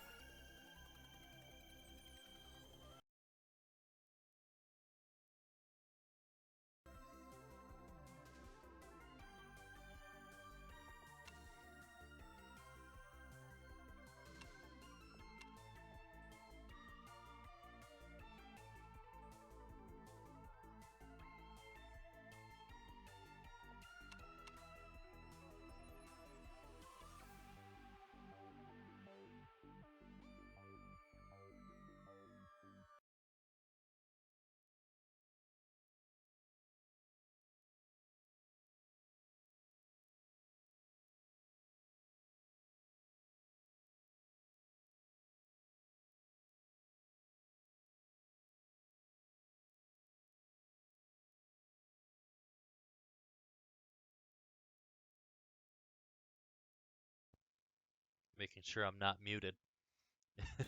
No, you're good. I still don't see any games up yet. Find out.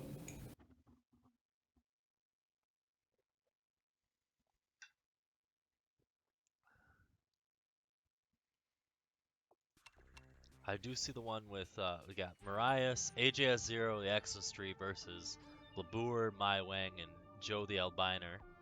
Yeah, I do see that game right now. It is live. Why don't we hop into there? I'm not quite sure if that's the dream team. I think we're gonna be watching the other one with Crystallized, Zedicus, and Phoenix Blaze. I believe that is the team that is has played more. Yeah, so we're gonna have a bit more of a fun game to watch, and hopefully we'll understand everything that's going on. Give our best commentary to you folks. It'll be the best commentary that you'll get. Well, that means Zedicus, Crystallized, and Fox and Blaze for Dodo was a mistake versus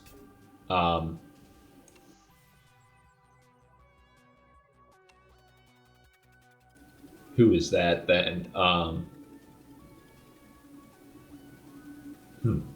I actually can't quite tell. It looks like versus A Million Babies, King, and Spiffy on Spank Bank. Still trying to see if we can find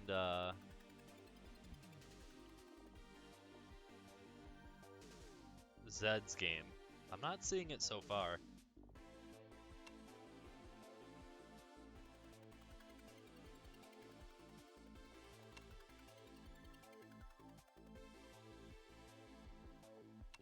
Yeah, I am slamming that refresh button. Nothing has come up yet.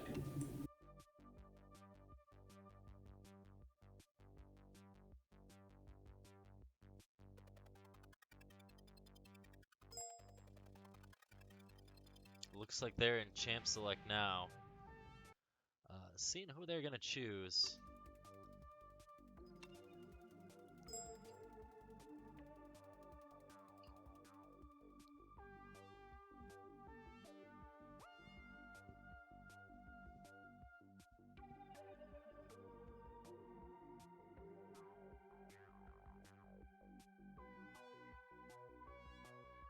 Well, Spank Bank is really going to have to go on a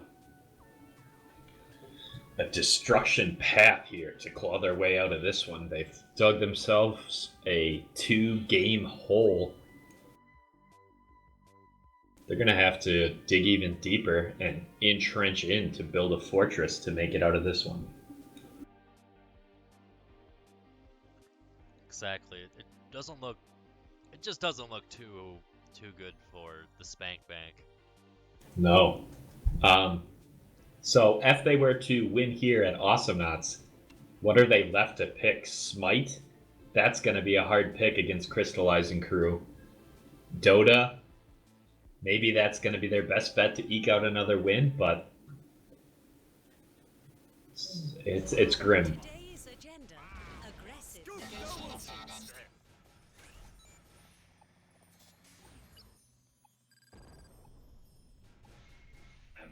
And we're in. Looks like taking on the view of Zedicus, and looks like this one person already taken a shot from Rocco. Just a really stupid ability on a low cooldown. UTech, what does your timer say right now? Where is the timer, by the way? Should be in the center. 104, 105, 106. All right, I'm about 4 seconds behind you here.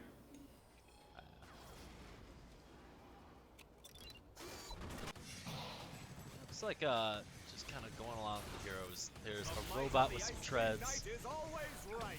Now it looks like he's actually standing a chance. Throwing off some bombs. Get a little bit of delayed explosion, making sure that no one can get in his way.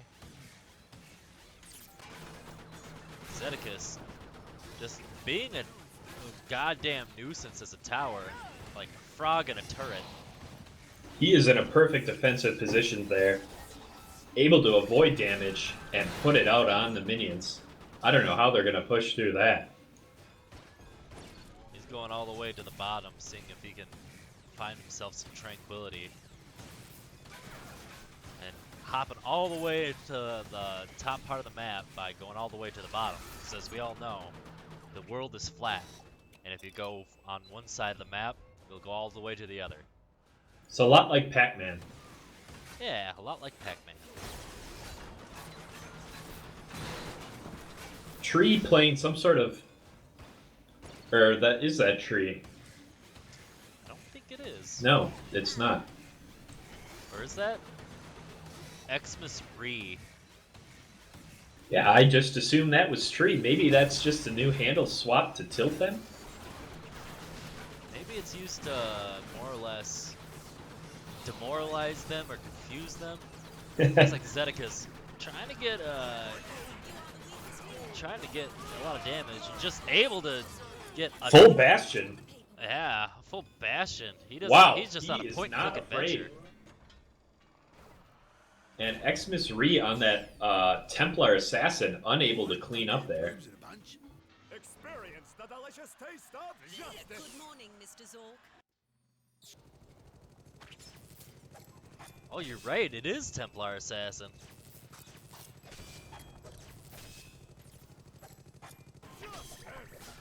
Working on getting some damage on this first turret on the lower side.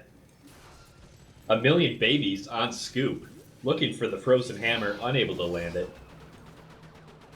Top tower's already at about 1/3 missing, while both red side towers are looking pretty healthy.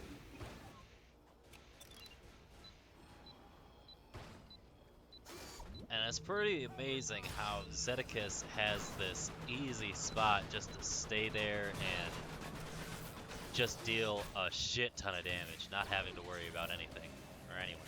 These Blaze getting those. I don't know what he does, but it looks like he's doing a lot of damage. It will just stick around, get those delay shots, not allowing anyone to stay in there.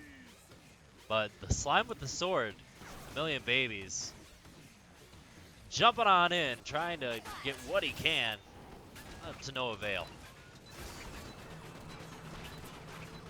Zedicus, still in his fortress, comes up to put some serious damage on the the turret. And he's taking a lot of damage himself, unable to stay in his turret mode. But he's gonna sneak on right back in, just to get a little bit of damage on that turret. And it looks like the turret in the bottom lane is about halfway through its HP.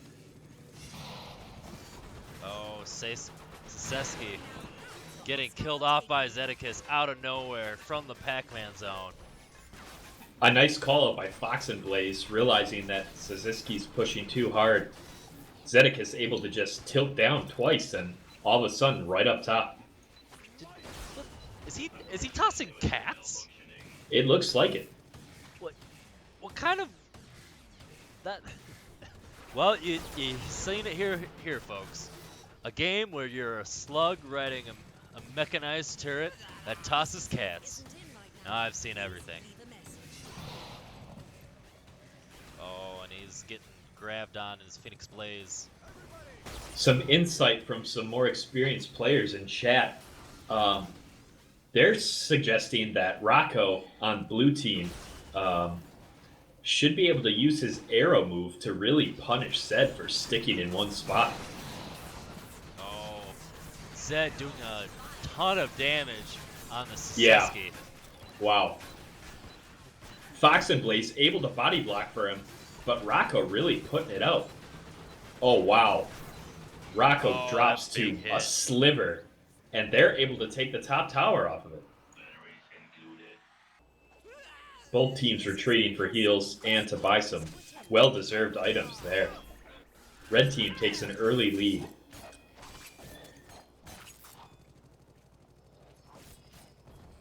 And the red team is already level 5, but oh, look at that. Xmas Reed taking a lot of damage, but Can they finish him off? Spankbait aren't able to finish off anybody. It looks like some not great mouse movement there. especially with the range from Rocco.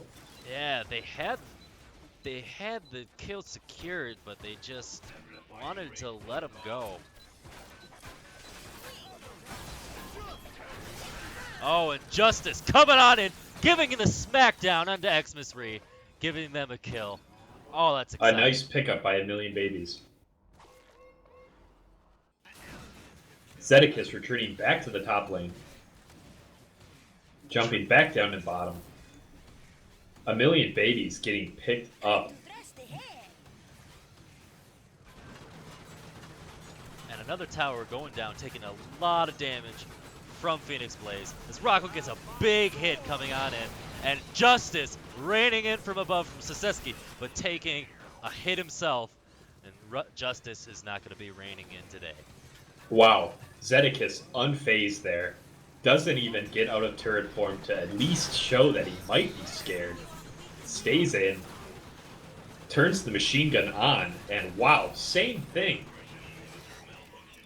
And the return of Kai, missing a big Rocco shot. It's very hard to play this game. You're playing Bastion against a bunch of bronze players. Winter is coming. It's just not a fun game when that happens. Not looking too good for Spank Bank here. If this is their A team, they're going to have a hard time winning against them again. But it's early. There's still time for a comeback.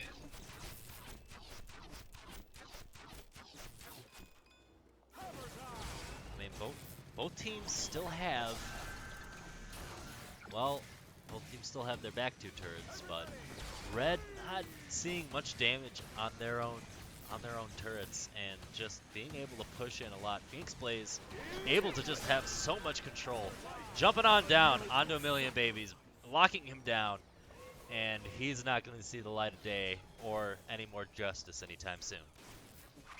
It appears Fox and Blaze's character, his auto attacks appear to kind of hang out if they miss a target and act as mines, really creating a hard position for Spank Bank to actually engage onto Zedekis and the rest of the team with mines everywhere.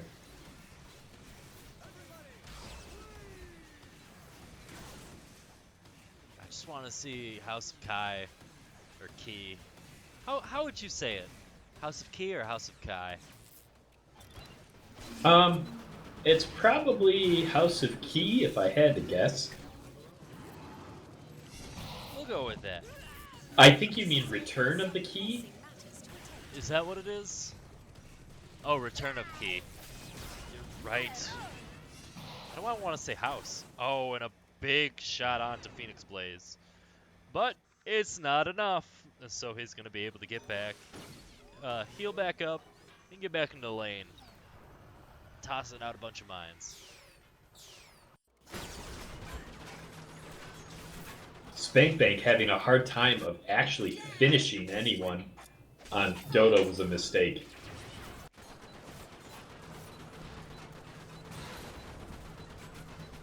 We'll see. Some of these characters could be picking up some powerful talents here.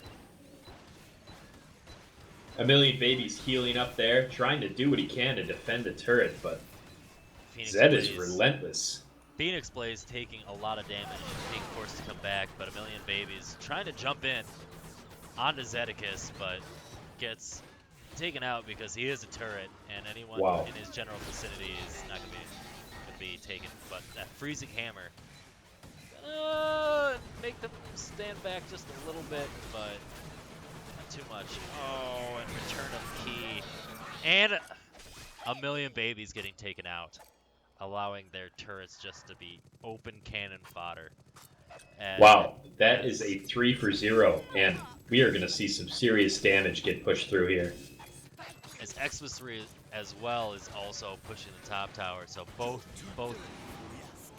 back towers are being taken down, and only their core is going to be remaining.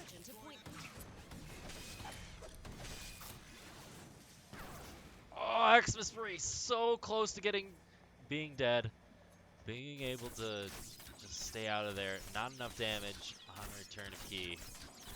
Should have probably...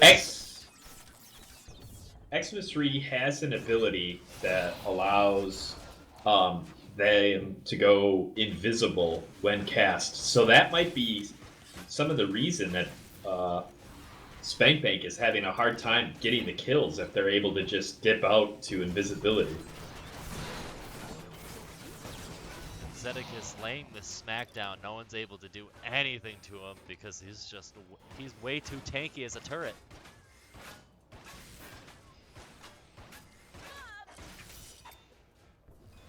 Man, this just looks like a slaughter. The Spankbank had no place to be here. Zedekid's farming up some health orbs.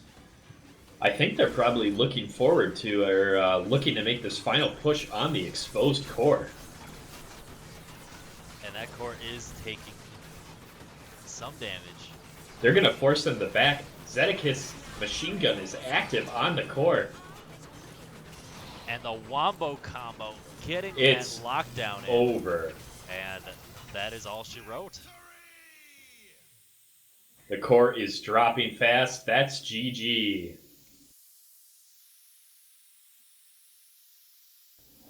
A decisive victory for Dodo was a mistake, and they've all grouped up. That might be the tell. So with that, it looks like Dodo was a mistake. Is the champions. I'm going to call it here and now. I think if they're all grouping up, that must mean that Dodo was a mistake, won both games.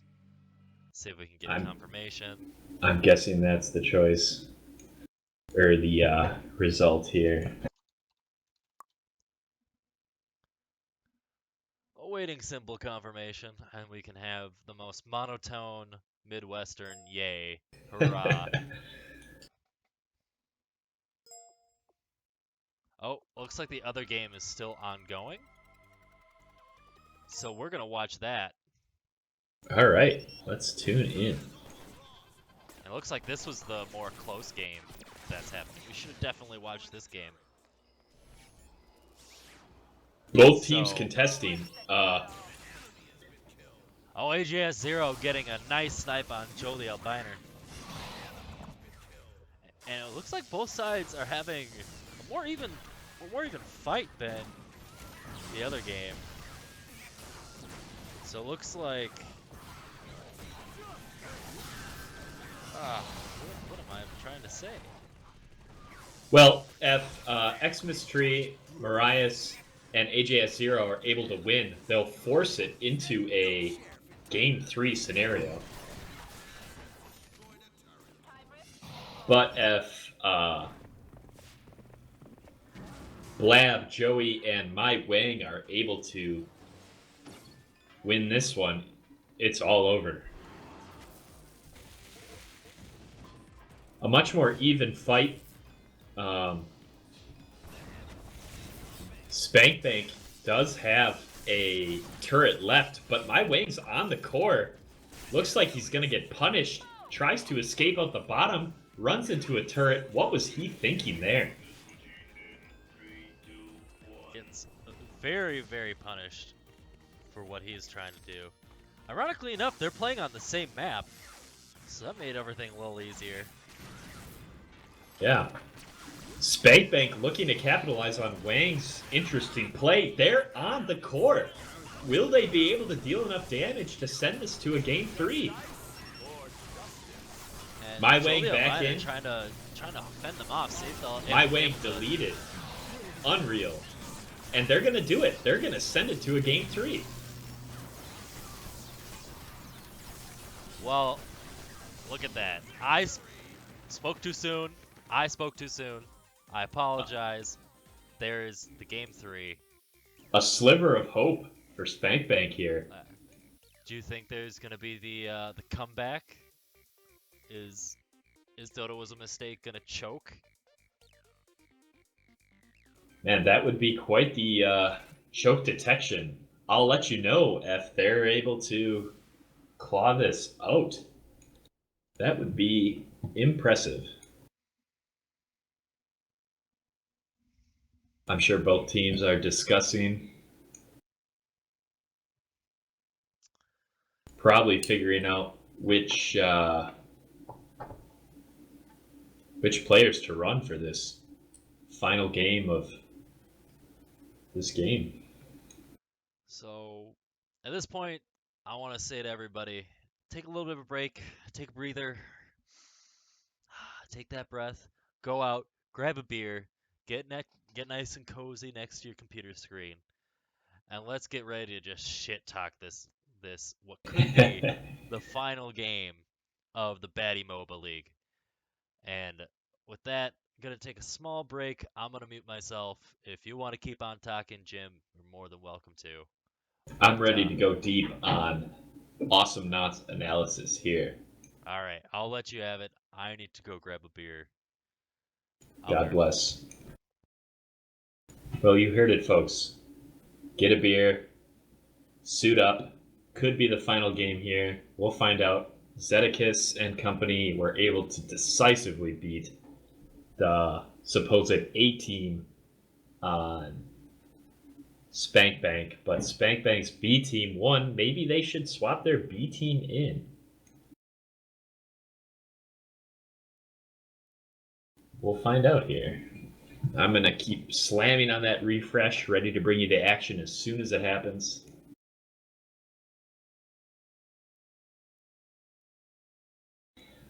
Honestly, a little disappointed. Was hoping to see some Dota tonight, but based on the performances I've seen, not looking too great.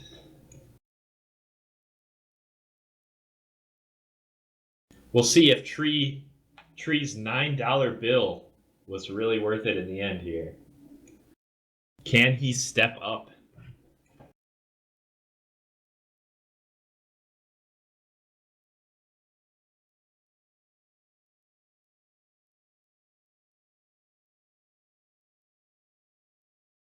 In the meantime, let's take some time to actually admire this beautiful splash screen that was created. It appears to be, I think that's Jarvan from League of Legends in some sort of dwarven forge. And who is forging his weapon? None other than Gangplank.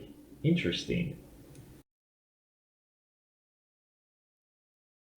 I'm not sure if that's a reference to something in game. I don't know enough about current League of Legends to know. Maybe if there's someone in chat who knows, they could fill us in.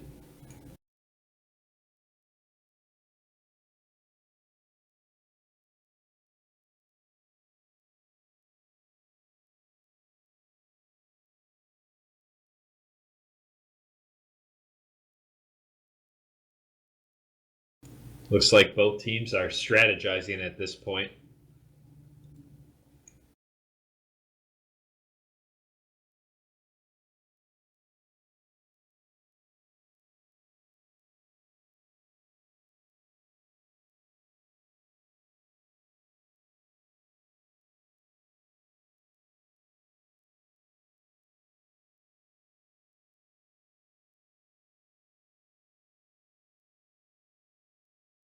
If you're just joining us, folks, we're about halfway through the series here, but halfway might actually be all the way in this third game of the best of 5 here.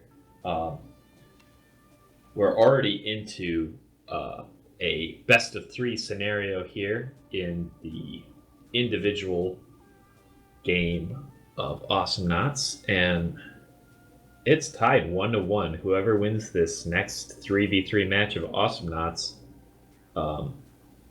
if Salvo Spank Bank is able to eke it out, Dota was a mistake gets the next pick, and I would be shocked if they did anything other than Smite. Probably their best game.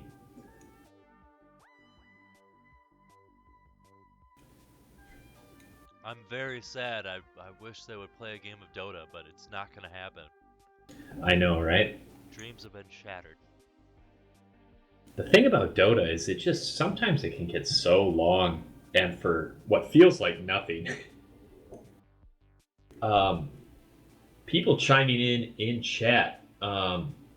Apparently, it's an old illustration of Gangplank. I'm not sure if he's gone through a new art rework or not. I used to play a lot of Gangplank back in the day. He was my boy. I built him full crit, get 100% crit. Just shred him to pieces. Get that extra gold. So someone else chimed in. J4 and Gangplank in where Orin lived or was born. I'm not sure who Orin was. Maybe that's another League of Legends character, but Did Gangplank go through a third remodel? I know there was a point in time where they swapped his kit out and they gave him like powder kegs that he could detonate. That seemed kind of cool, but I thought that was what he was still. Because I know the very first one, he was like super cartoony and had like his beard was like Oh, 10 yeah. times his face. he was the best. And his ult, oh man, you could build him AP Gangplank and just pick kills with the ult.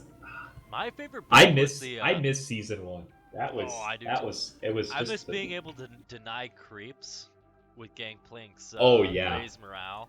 Oh yeah, that was so good. Just, hey, we're gonna kill our own creep so we can raise the morale of everybody else. Classic pirate technique. And we have a game up, folks. We are about to jump in. UTech, hit that refresh button. And we 'Cause are going on in. Gonna we are in swipe game. on in. And get in, wait in for these heroes to crash on down. Well, we've got some lineup changes here. Fox and Blaze still on the Mega Man hero. Xmas still on Phantom or Templar Assassin. Zedekis flipped over. Oh no, he's still on Bastion. Never mind. The lineup is the same here. Oh, and I didn't realize, look at, like, right underneath the core, the little minions that get sent out, it looks like they get spawned from that core. Mhm. Like, right underneath it, and then they just kind of poop out and into the lane. And here's something. It looks like we've got Xmas Tree, AJS Zero, and Kajuki for oh dear. Looks like some sort of DC issue here, folks. Gonna have to try again.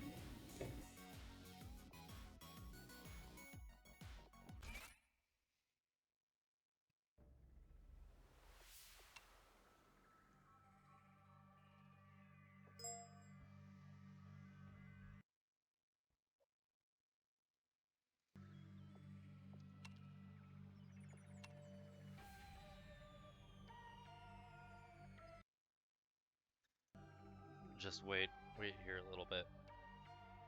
Slightly unfortunate there. I don't know if these players know enough about enemy compositions to make any changes based on what they saw. They'll probably do the same picks.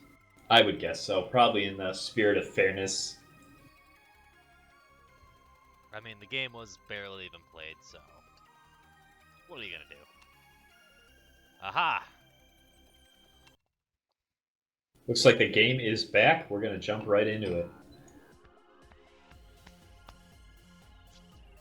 Wait for them to crash down, both sides. Okay, so maybe they had the wrong players in because it looks like we've got Marias now. Marias, Xmas Tree, and AJS Zero for Salvo Spankbank's last great hope here. I'm gonna be doing a little bit of buying. Yep. Maybe they shared their insider information about Zedekis's turret mode because that seemed to be a big threat. Well, they got that fairy dude over on the Spank Bank. So Marias is playing. The little worm that's like a fairy. Looks like we got some official information. They were remaking because they were on the one lane map and they didn't want it to just be a long push battle.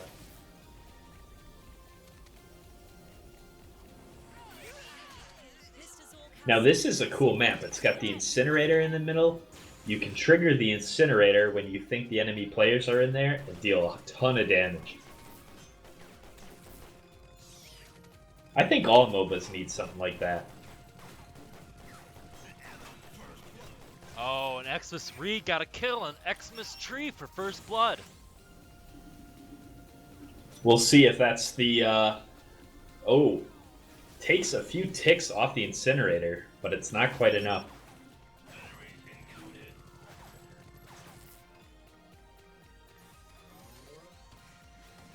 Going back to auto camera here. Phoenix Blaze throwing down a few mines, going up on top within the incinerator. So how are they meant to activate the incinerator? Is it I believe there is a button in the bottom. No, there's definitely some sort of button somewhere that does it. Zedek is trying to hold on to his turret mode just to keep the pressure on the lane, on bot lane. He doesn't really have to worry. Getting webbed in. They have some potent CC. And Xmas Re getting caught up in the incinerator, but gonna be able to get out in time, escaping the frying pan. But hopefully he can stay a little frosty in the freezer when he gets back into the lane. Well said there.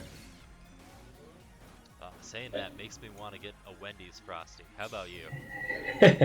I'll pass on the Wendy's Frosty, but yeah, we'll see if we see a similar situation to last game where Spankbank just had a hard time securing any of the kills when they would get Dodo was a mistake low. Yeah. So far, that web CC seems to be quite effective at locking down some of these higher valuable targets here. The combo is real with the web and the snipe, able to lock someone down and just do a ton of damage. And Zedicus being forced to back away while AJ has 0, just getting snipe after snipe, making sure that he can't be effective in the lane as a lane bully. Mm-hmm. It looks like Tree's role here is to just hold the lane as best he can, while bottom Spankbank almost has that bottom turret down. And they've rotated 3 down. Oh, not quite able to pick up Fox and Blaze, but they're going to have to force him back. Can they get any value for it? How far? I am in 4 minutes and 18 seconds, 19 seconds, 20 seconds. I'm about 3 seconds behind you here. Okay. Giving you a heads up. And Zedicus trying to put on some pressure. Xmas Tree almost catching him off guard, getting that kill, but unable to just finish it off. That must be so frustrating for the guy. A very similar scenario to what we've been seeing so far. It's like the incinerator going off again, as everyone's gonna try to get the healing slugs or whatever you want to call them. AJ0 able to put out a ton of damage with that quick sniper gun. That might be the secret to breaking up the Zedicus turret mode. Phoenix Blade's taking a good chunk of his health, almost half his health already gone. And out of amazement, it looked, I just have to say, the Spankbank, they're doing this. They're getting a lot of push onto Dodo was a mistake. Especially Mariah's able to lock up Zed there, not quite finish him off. There goes the ult. Tree low, gets picked up. Xmas Tree down 1 member. They're gonna have to play it safe here. It looks like I spoke too soon when I said they had a chance. Zedicus being able to do what he does best and toss kittens and go into turret form and just mowing down that tower. It is just about destroyed here. So learning from the Twitch chat that the incinerator actually goes randomly, so you could be caught and not even know it. Oh dear.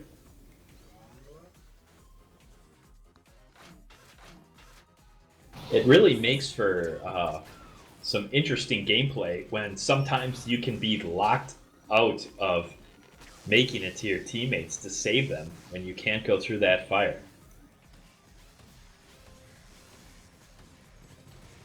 You gotta applaud Xmas Tree for making a lot of ganks happen, but it's so sad they're not able to get any sort of follow through with anything. Oh, Phoenix Blaze getting taken down so low, but he's gonna be just backing up and able to stay safe. We should see Spankbank take this bottom turret here. And will they engage on Zed? They do. And they lock him up. Finally able to secure a kill there. Would you say that's the death of the dynasty? No longer can he sit atop his throne? It definitely sends a message, that's for sure. Today's agenda: aggressive negotiations. Spankbank really showing us a good game here. Both sides able to get a lot of damage, a lot of gank potential, and showing that this game may not be as broken as you think it is, as long as you choose the right characters. Yeah, and so many of these games come down to that, is the player knowledge is so diverse between each of the games. Sometimes there's just hard counters to the characters you select.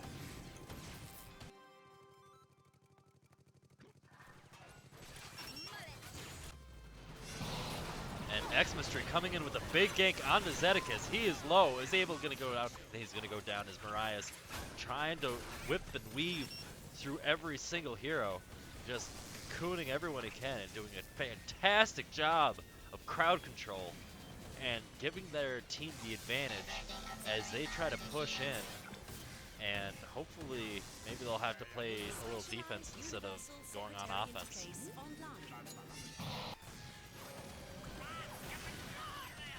A little trading back and forth.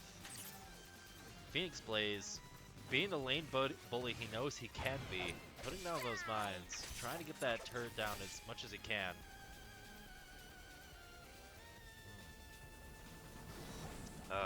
And as I say this, this beer gets more and more tasty. As Zedekis, Phoenix Blaze, and X3 are gonna try to do their best to take out the turret. And Zedekis going so low, and Mariah's taking the final sliver of health out of Zedekis. And from the maybe Zedekis' plan of being in that turret, staying safe, is not going to be working against this lineup. It definitely makes an easy target for that web attack. Good morning, Mr. Zork.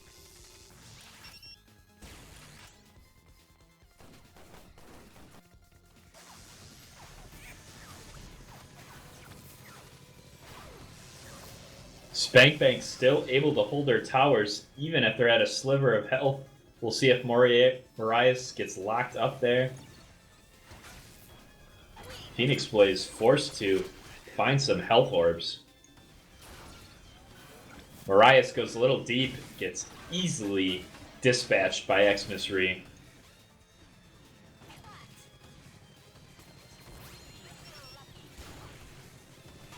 Pushing up, it looks pretty certain that that turret is going to go down. Phoenix Blaze able to pick up the butterfly creeps there, adding a little extra firepower. And Xmas Tree gets absolutely deleted by Zedekis. This is starting to transition into the late game. I think Dota was a mistake. It's starting to find their groove after a shaky early game.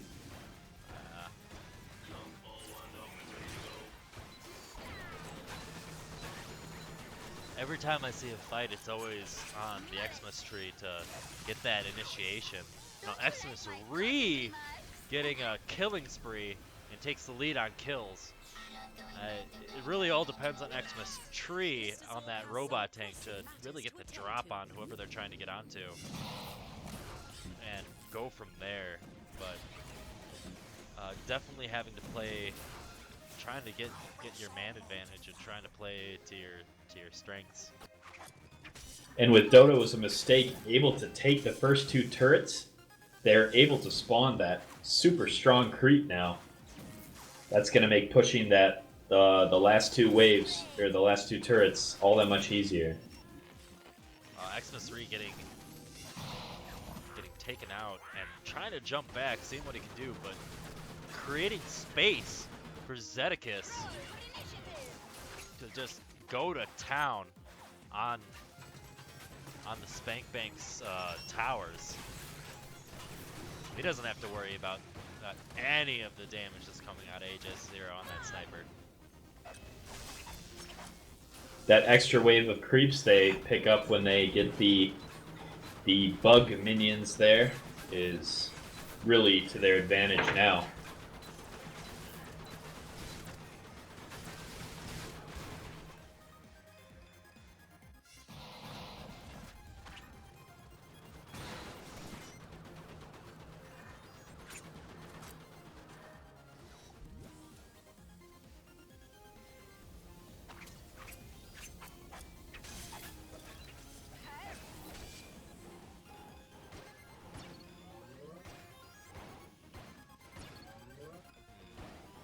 Looks like Zedekis trying to get a little bit of health back as he scampers back into lane.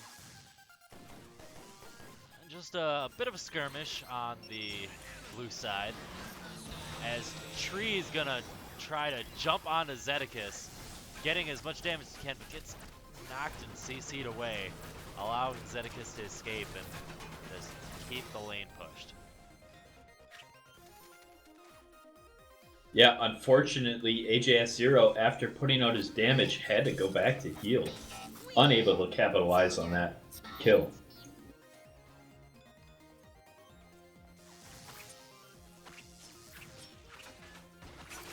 Looks like a pretty standard skirmish about to happen next. Xmas Tree getting silenced out a little bit and trying to use his nuclear attack and getting half damage onto Xmas 3.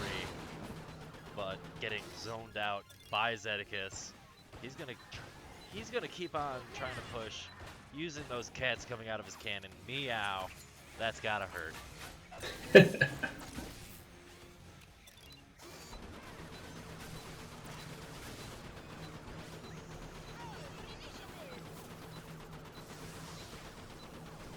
Zedekis making short work of the blue team's minions here. Xmas Tree going in, deleting Fox and Blaze. Zedekis wrapped up by himself. Will it be enough? His team, Mariah's teammates are forced to go back. Out of health after that engagement with Phoenix Blaze.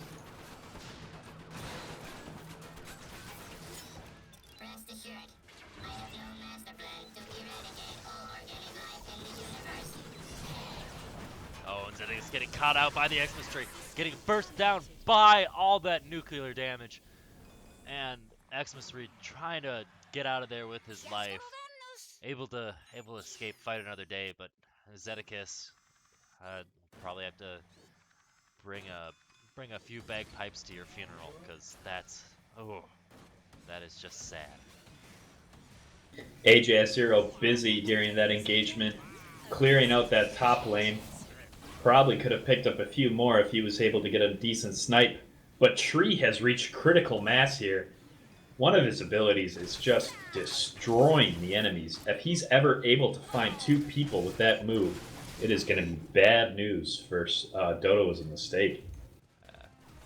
And looking at total solar, Xmas Ree having the most on his team, as well as Xmas Tree having the most on his team.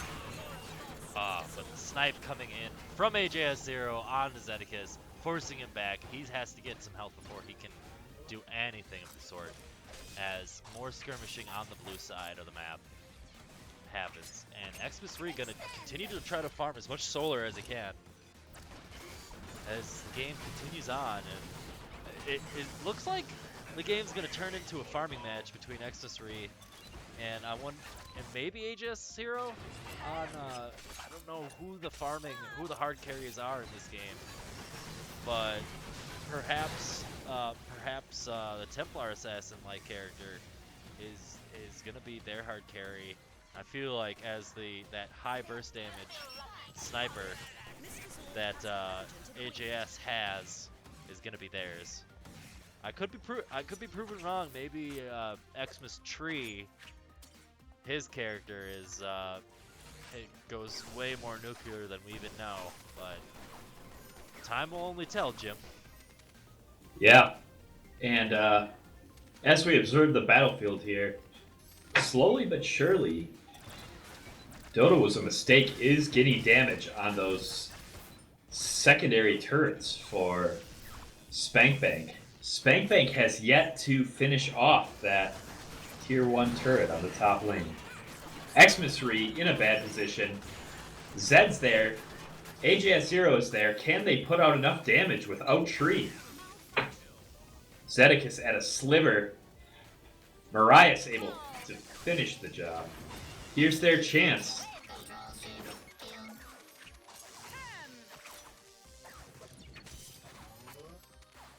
It is a one-on-one duel. It is so close. Xmas3 picks up a timely health pack. Doing whatever he can. Picks up another one. There's Phoenix Blaze to back him up, forcing Mariah and AJS Zero to back up.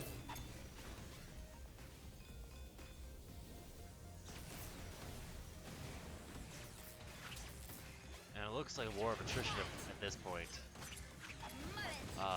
Dota was a mistake, able to take out the majority of these fights and not allowing the Spankbank to have any ground. And Xmas3 almost getting taken out, just heading out of there with the sliver of his life, as Zedicus is going to set up shop and just keep tossing cats,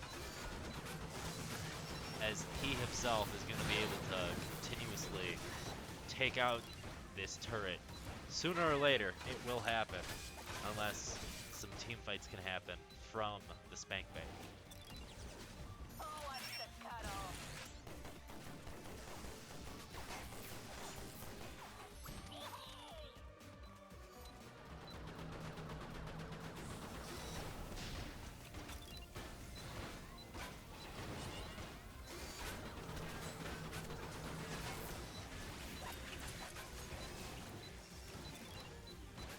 Bit of skirmishing, seeing if anyone can get a little bit of ground on anyone. Tree trying to see what he can get, but able to find an opening. The times Spankbank has had success is when Tree comes in from the back, able to make Dota was a mistake panic a little bit. If he's able to land that move, it can be very devastating. Isn't in right now. Please leave a message.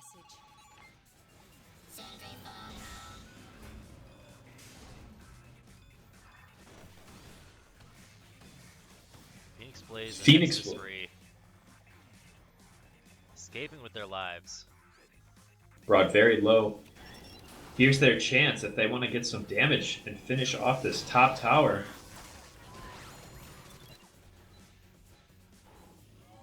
Zedicus dropped to about a third.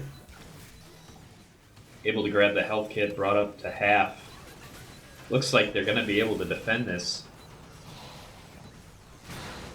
Xmas3 coming in from behind. Can they finish him off before he's able to link up with the team?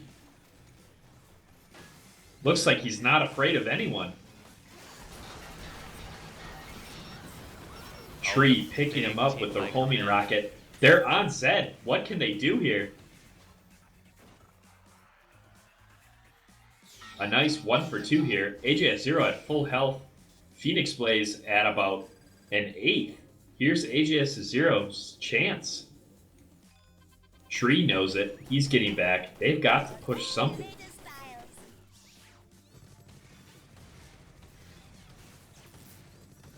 Specialized Universal Secretary interface online.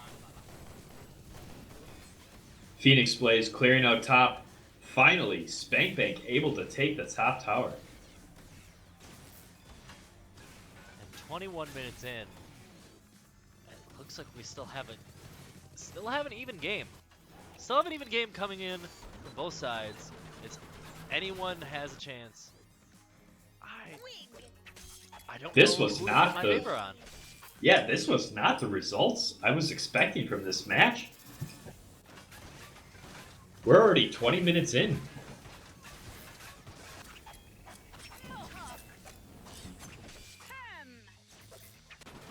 Can Spank Bank grind it out? It looks like they're slowly but surely taking ground off of them. Oh, and Marias able to take down Zedicus as well as Phoenix Blaze taking down Marias as a rebuttal. Will Yeah, Xmas AJ Tree be able to follow up? Allowing them to have Oh! that 2-for-1. AJS0 has reached critical mass here. His sniper gun is dealing a ton of damage.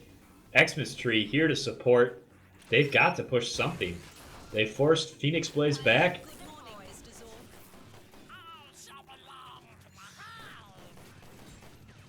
And Tree and AJS0 are going to try to do as much damage to that tower as they can before Dodo is a mistake jump in, and it looks as though they'll get just about halfway through that turret. A lot of HP and damage that they can do at this point. But they still have to be very careful because it's still anyone's game and anyone can win a fight at any moment. It's gonna come down to who gets the jump on who at this point.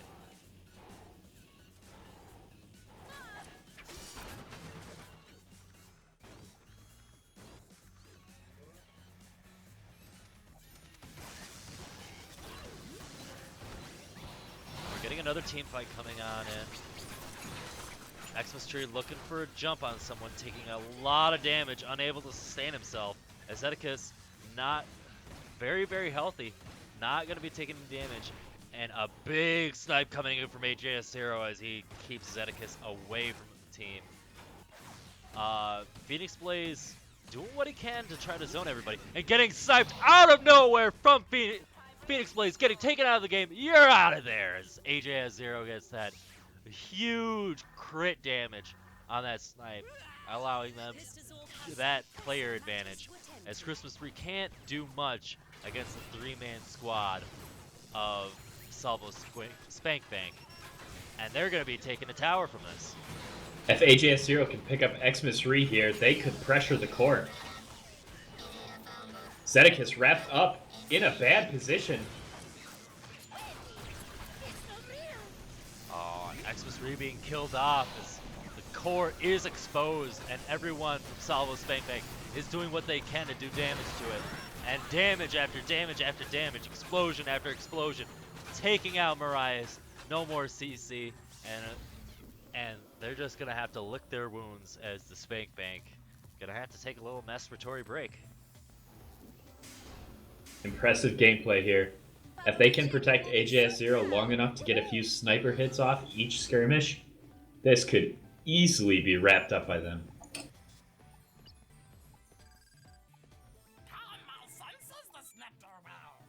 About to hit the 25-minute mark. The game is still now swung into the Spank Bank's favor, getting those past 2 to 3 team fights and some major advantages for them as they can just push up and just snowball their way into the enemy core. If Marias is able to web one of the players, they could lock this game up.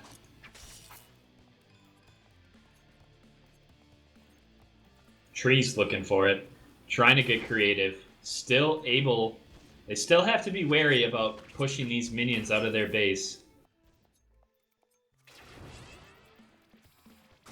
Oh, Xmas Tree being real cheeky with what he has to do. But Xmas Tree doing a little cheeky things himself, getting that big heal and that big nuclear damage around him. Xmas Tree gonna have to buy some time. Oh, Zedek is able to get a big pick onto Marias, but getting a rebuttal as Xmas Tree gets his revenge onto Zedicus. A 1-for-1. Let's see if they can push it any further. Heavy damage on Xmas Re.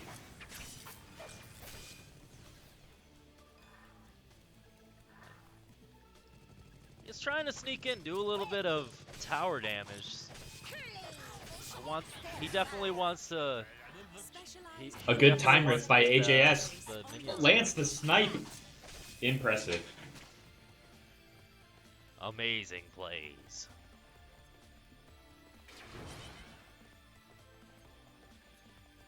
Giving the health orb to AJS.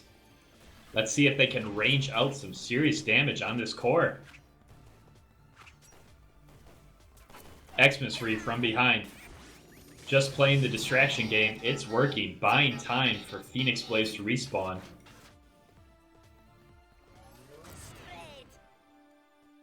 Look at the mobility from Christmas Tree on this Templar Assassin character. Able to zip, zap, zoop, zoopity bop all around the enemy team. I think Dodo was a mistake, has realized that they need to focus AJS 0 or otherwise face getting ranged out of this game. They got Mega Kittens coming out of that cannon.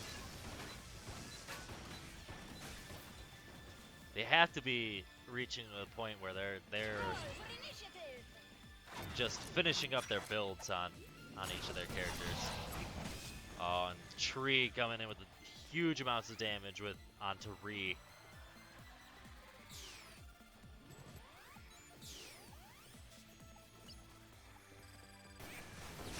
Phoenix Blaze taking a ton of damage, himself getting webbed, coming right out, unable to get out of the fight. And Xmas Tree trying to keep on the pressure as AJS Zero, Marias, and Tree are all going to be coming down as a 3-man. This could be a ton of damage to the core as there's 5 seconds left and all the damage that they can put out onto the core. As Zedicus is going to try to do his best to do enough damage and dealing a ton of burst damage onto AJS Zeros. That's a lot of their damage themselves. Trying to do as much damage to that core as they can, but leaving it with about 1/5 of its health. And it's in dire straits for Dodo was a mistake, and we could be going into a game 4. Yeah, not much left here. Dodo was a mistake, has to be careful. If they push out far enough, they could be in a base race situation where someone from Spankbake sneaks around them and just goes on that core. There's no turret on the core. It's just straight damage. I'm excited to see what they do. AJS Zero buying some more things for his build. People on the blue side on the Spank Bank. Seeing what they can do to prove themselves.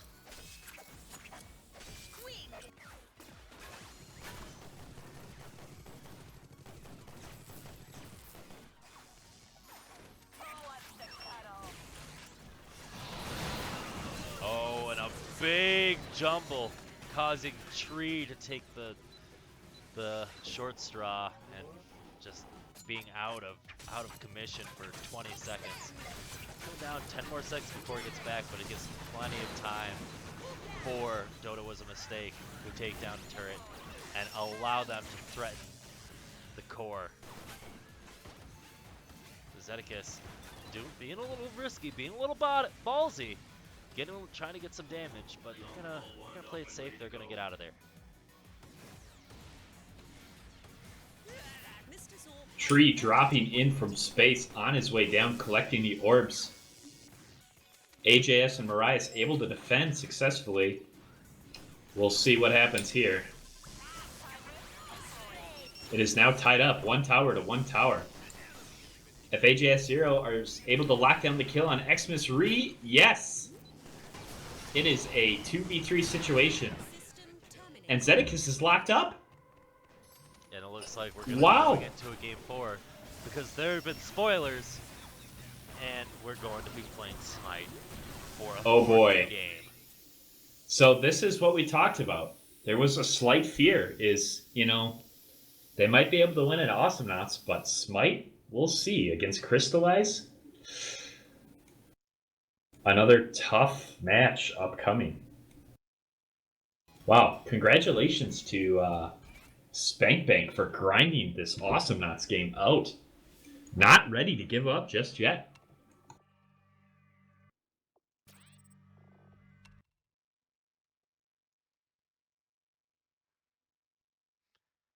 As we load into Smite, if you wanna, if there's anyone out there who has some knowledge of Smite, please let us know, and we'll try to get you in to commentate a little bit. Because I don't know about you, Jim, but I don't know much about Smite. I know that there's an elephant dude, and that I play him. I don't know a ton about Smite either. I played the tutorial character. It's I don't have a lot to say about it, I guess. Is there a spectator mode for it? There is. It's sort of like how Awesome Knots works, where you have to wait till the game happens, Gotcha. and then All right, well, Smite boots up. I'm gonna step away for just a second here.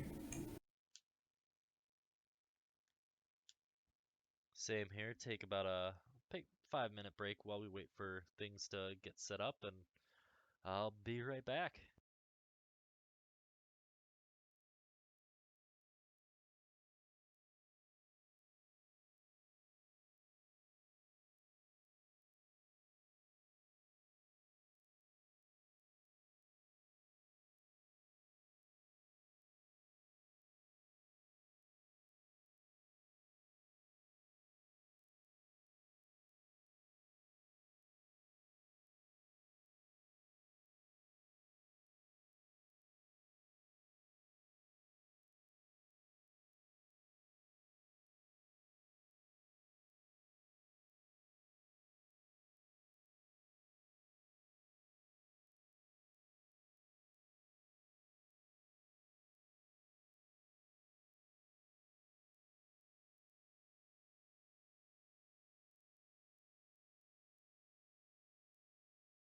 All right, I am loading into Smite here.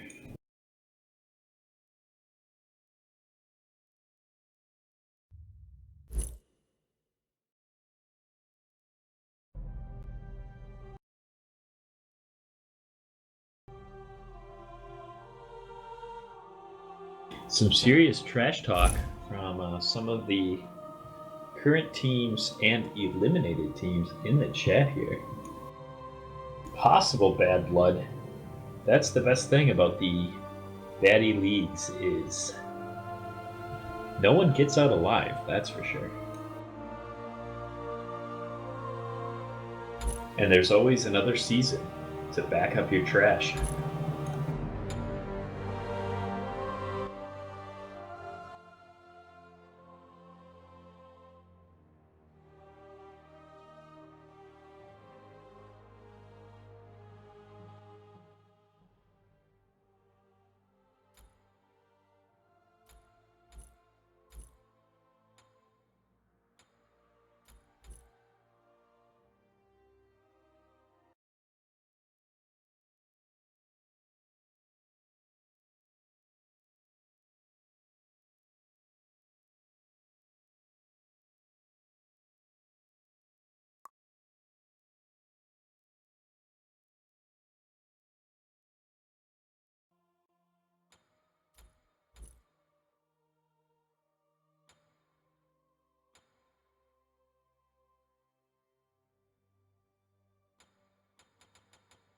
It's time for a Battleground of the Gods match here with Smite.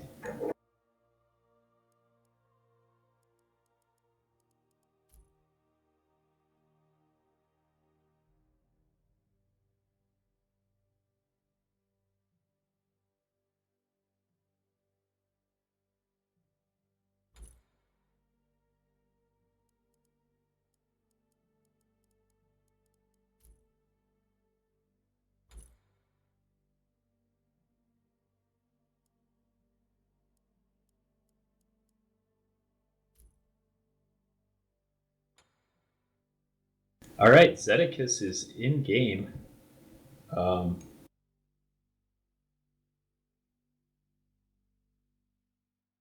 I am attempting to spectate here. Queued to spectate Zedekis' next match. Okay, I think we are about to get in on this when they are ready.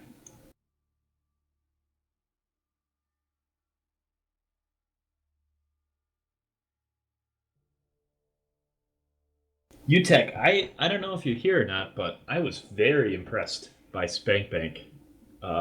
We talked about digging deep on what they had to do to get out of this 2-game loss situation, but they found whatever it was that they needed to get the win in Awesome Knots. We'll see if they've. Have you ever heard of Whiskey Dick? Yeah, I have heard of that. Well, that is what the Spank Bank had. They definitely had Whiskey Dick with the two first games. But with Awesome Knots, they're finally able to rub one out and get a win under their belt to make sure that it doesn't become a 3-game sweep. Those two losses must have been sobering for them to break out of that funk. They were definitely able to edge out that victory, and now we're going on to a game 4, and we'll see if they have the stamina to win another game and get into that game 5, or will this just be a false promise, and will they not be able to go forth and Well, they've definitely prevented the premature victory by Dodo was a mistake.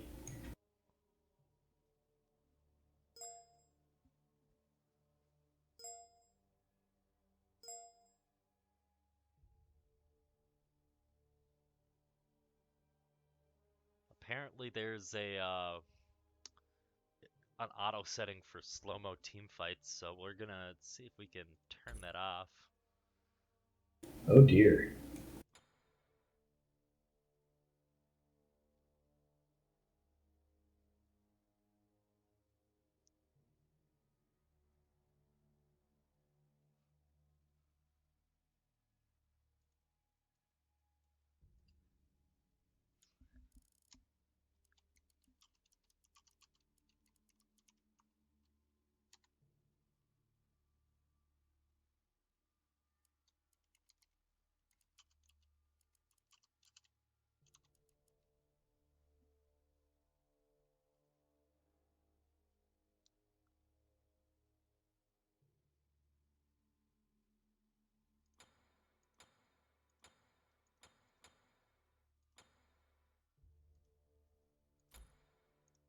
All right.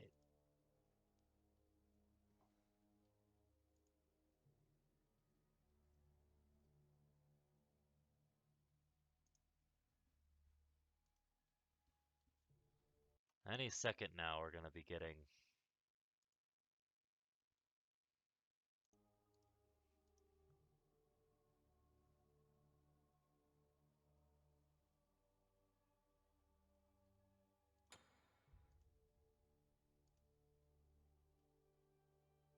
It would be pretty amazing if Spank Bank was able to get this win and we were both able to see our dream of playing that Dota 2 Game 5 for the victory. Man, it's so close.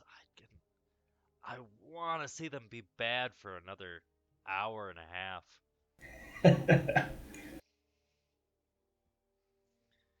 But also part of me wants to get some sleep, but who needs sleep when you have bad Dota?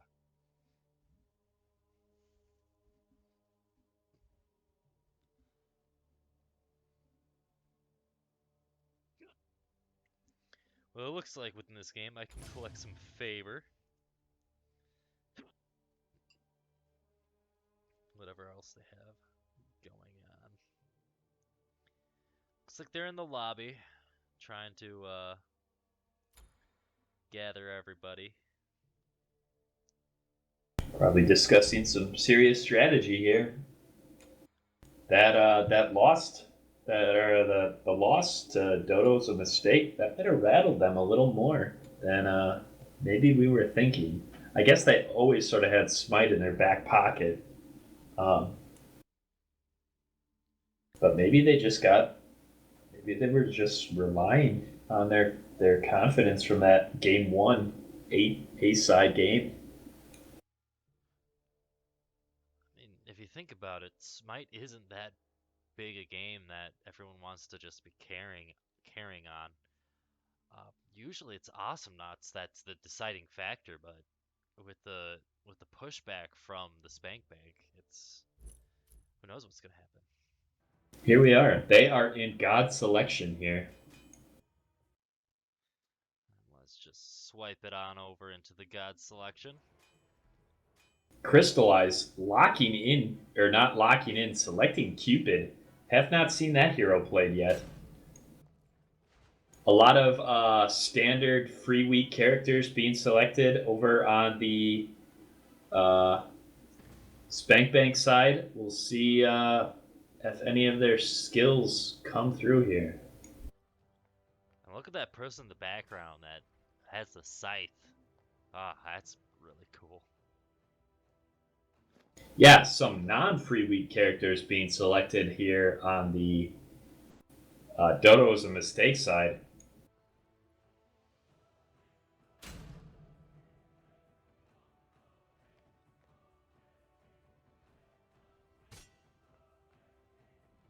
So it looks like we have on Dodo was a mistake. Thanatos, Bastet, Cupid, Ymir, Bologna, or Bologna as I'm gonna start calling her. And then we have on the Spank Bank we have Ymir, Thanatos, Poseidon, Neith, and Guan Yu. Look at that polearm that he's got. That's a pretty fucking Guan Yu, awesome. a personal favorite of mine. Big fan of Dynasty Warriors. Guan Yu was always a beast in those games. What faction was Guan Yu in? Wasn't he? Who was in the? He was on the green side, which was Wu, because yeah. Let me think. You know, so there was Wu, Wei, and Shu. He was on the Shu side because he was under Liu Bei. I hope I'm pronouncing those names right. I'm not actually Chinese, so.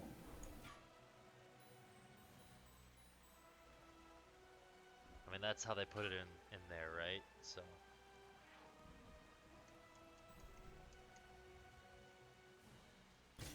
I wonder if Lu Bu is in this game. He was always a beast in the Dynasty Warriors games, kind of like the main villain. Yeah, Lu Bu was I, always I the big bad guy. I remember I always wanted to play him. yeah, Lu Bu. They League of Legends actually released a, was it Xin Zhao skin? I can't remember if it was Xin Zhao or Jarvan. They released a Lu Bu skin. It was very cool.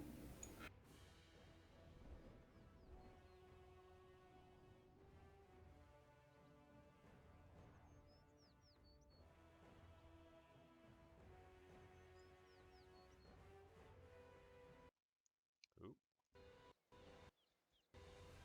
Is there an auto camera in this game? Well, we're gonna find out. There's assisted, directed. There we go. Where did you find that setting? In the lower right. Okay, I see it.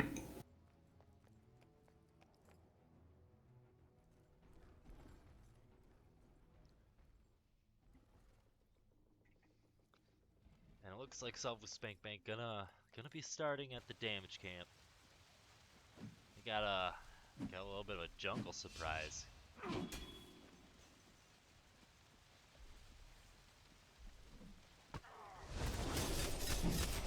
Oh, getting that spinning blade as the Kench comes in as Guan Yu, taking out this camp. Grand Spiffy is gonna take that mana camp, allowing himself. Oh, nope, the Kench is.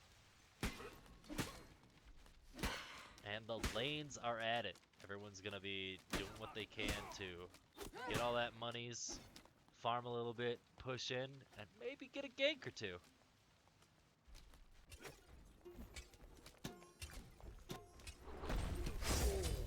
Oh, and First Blood comes in with the Xmas tree, killing Joe the albino. Crystallize coming in, Xmas tree getting another kill. A lot happening in the left lane as directed camera shows us nothing because it doesn't want to show anything. Yeah, I'm moving my way over to Xmas Tree, who picks up Crystallize. Crystallize is a very good player in this. Maybe he just got a little too cocky and went deep on the left lane and wasn't expecting Tree to hold his own. Spankbank takes the lead on kills. And by Spankbank, I mean Dodo was a mistake. A Million Babies in trouble in this middle lane after a gank from Zedicus isn't able to quite lock him up, but at least push him back.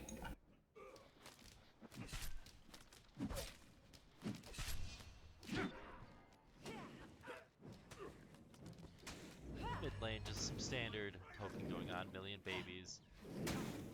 Rather dangerous right now. So he's gonna back off, seek the safety of his tower. Crystallize, knowing a lot. He's the one who knows a lot about this game, isn't he?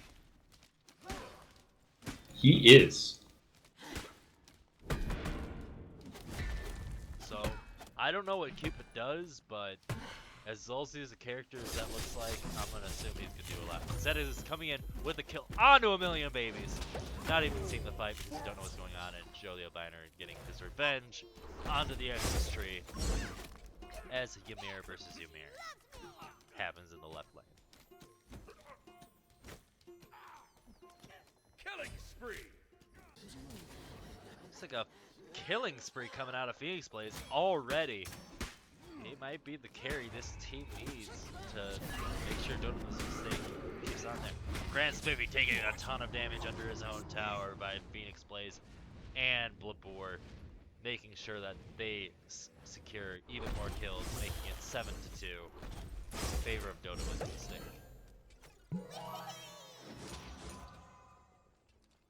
Yeah, off to a strong start here.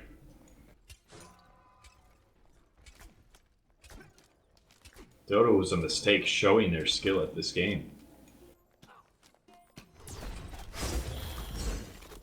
Picking up a kill on AGS0. I don't know if Crystallize is ready for this tree, Ymir. A Million Babies. Running out of safety, but his Impressive. safety, yeah, an impressive safety. Unable to do much as a Million Babies on this Water God. Gonna be surfing on back to the middle lane. If I remember correctly, I've versed this guy before. His ultimate is where he has an execute and turns into a water dragon.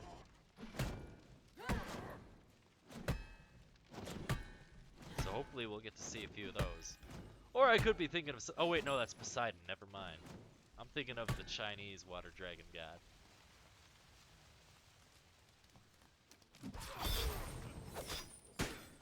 Phoenix Blaze coming in for the kill on the catch. Seeing what he can do. Only a few more hits, and he's able to get that nice fresh blood coming in. And he's not going to be taking any hits from that tower because he's got some friendly minions taking them for him. He's going to duck out a little bit so no one's able to take advantage of his low HP. Baby's trying to see if he can do to get that rebuttal. Phoenix Blaze happy to stay safe behind his minions. None the wiser to a Million Babies as AGS0 getting a kill onto Crystallize. Maybe he's not as good as his level says.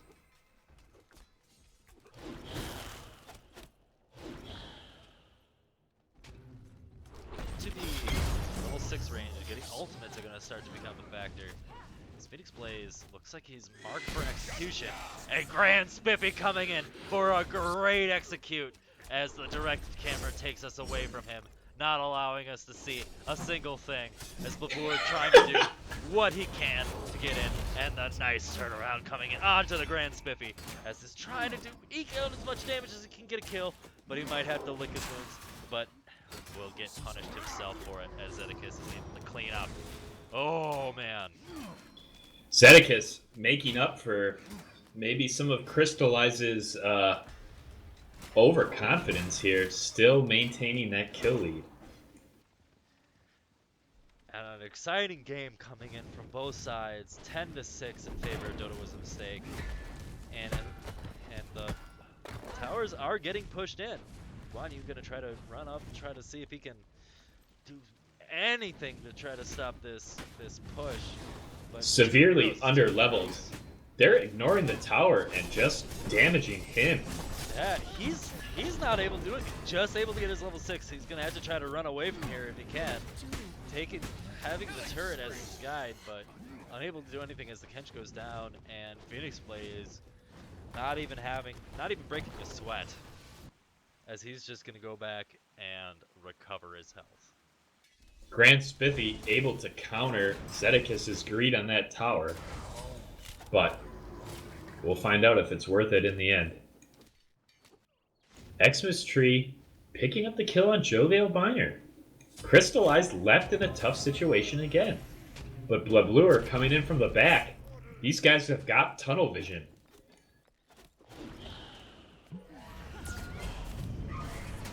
Blablure saying nothing's for free here, able to capitalize on some maybe missed calls. Guan Yu in the jungle fighting Phoenix Blaze.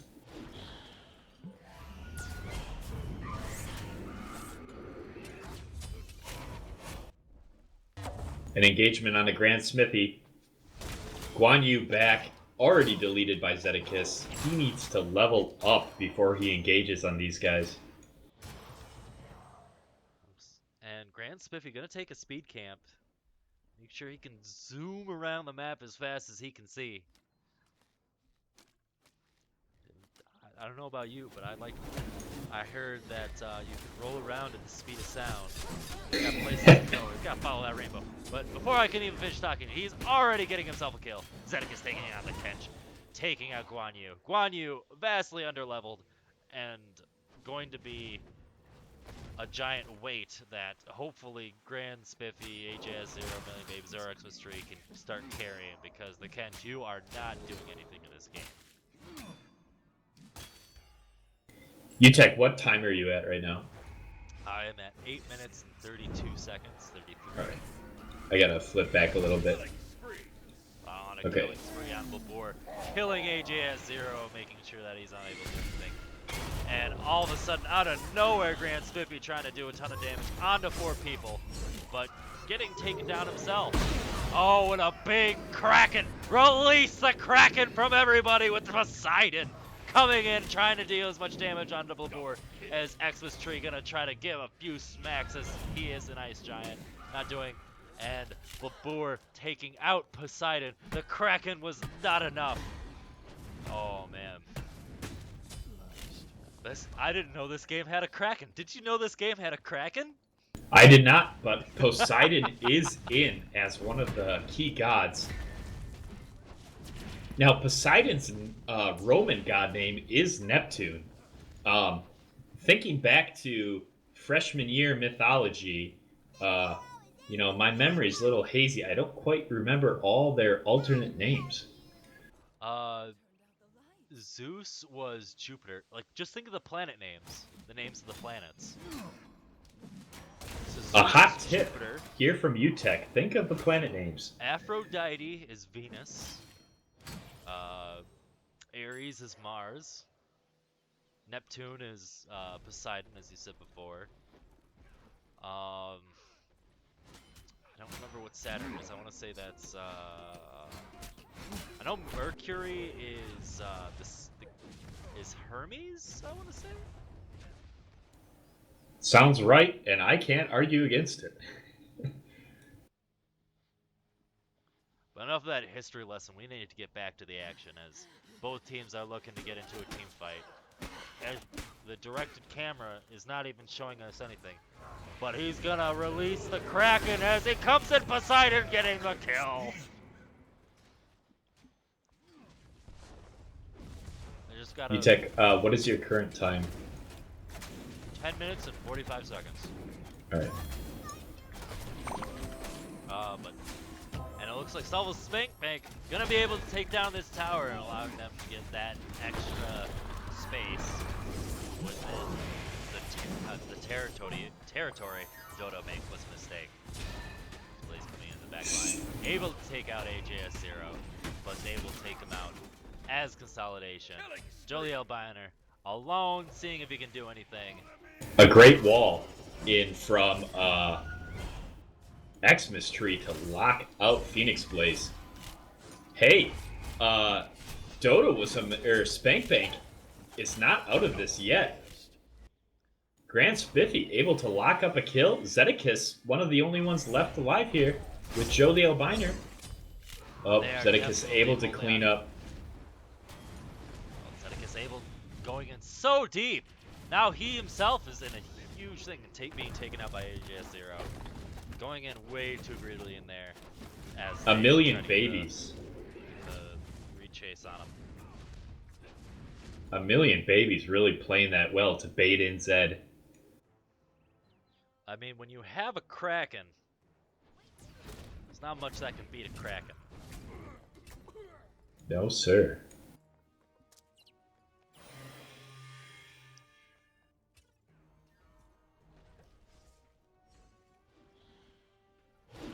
Let's see what Spank Bank can do. They need to take a tower.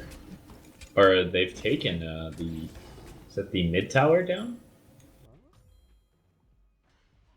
Salvo Spank Bank still has quite a few towers, but the Gold Fury going over to Dota was a mistake, giving them that gold lead that they desperately need. Not so much, but they got a Kraken it's hard to go against. Guan Yu is in deep. Unable to do anything as Poseidon goes down.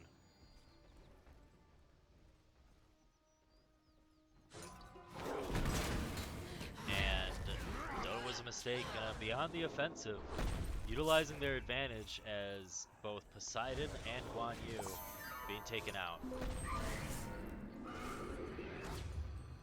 The separation we've seen from Spank Bank is not what they need to do at this point.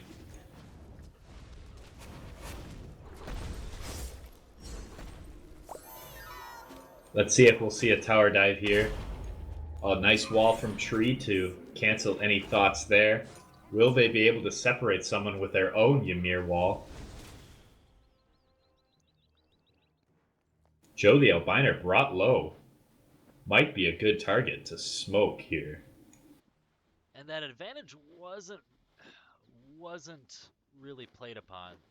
This would have been a great opportunity to split push, using at least 2 heroes to just keep that mid tower at bay and allowing the other lanes to push up. But especially in this game, I've noticed that it's really easy to wave clear, and it's hard to push a tower unless you have a huge man advantage. Infantry getting frozen in place as Joe the Albino trying to do what he can, using that Nunu ult to no avail, as the advantage going over to the Spank Bank. Seeing if they can push this advantage a little bit, as they have an ADC and a tank to push this tower. And 2 members of Spank Bank, or Dodo was a mistake, go down. And finally,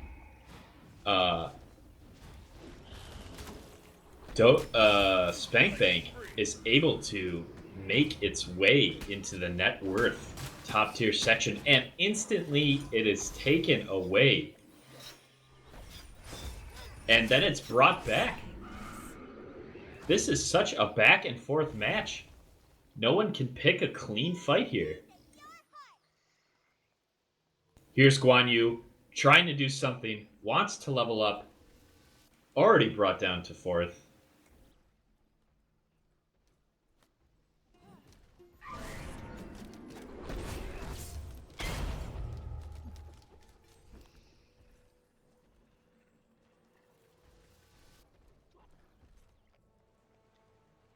And nothing but just a few skirmishes here and there. Gonna try to push out the lanes. See what they can get done. In the meantime, as I have the hiccups, and they're not gonna go away anytime soon.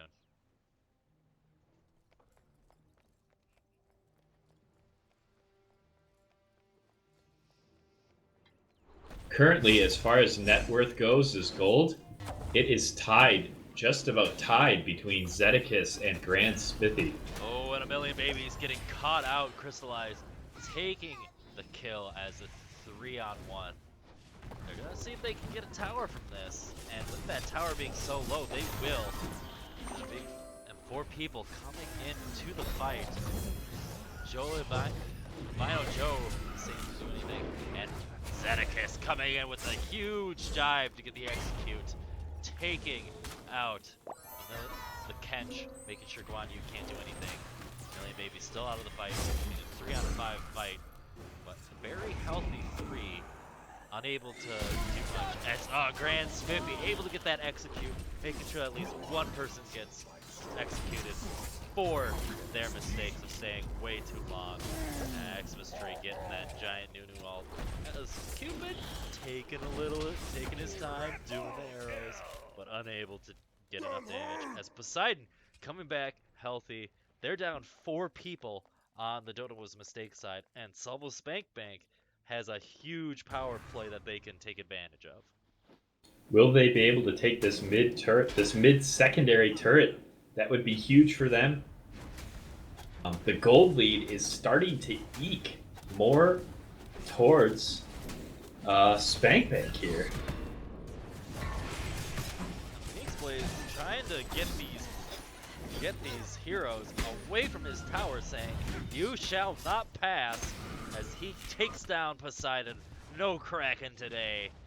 And will they get the second kill as directed camera takes us away from the action? Meanwhile, AJS0 in the left lane was pushing, got some decent tower damage on that first left side tower. Not quite able to finish it, a little intimidated by the action mid. Looking to link back up with his team. A little bit of jungling done by everyone. Gold Fury gonna be taken by Dota was a mistake. Definitely playing to the objectives. Trying to get any buffs that they can. The Boar getting caught out of it, but using his body as space creation. Space has been made, and more net worth going on onto the blue team of Dota was a mistake.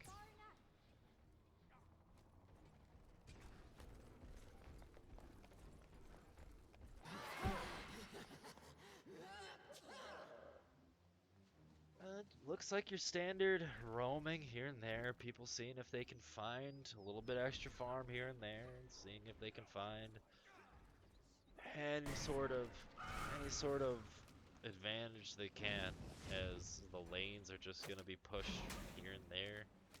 It's like left lane gonna be equalizing out a little bit, pushing down south, as mid lane and right lane are gonna be pushing up to the north.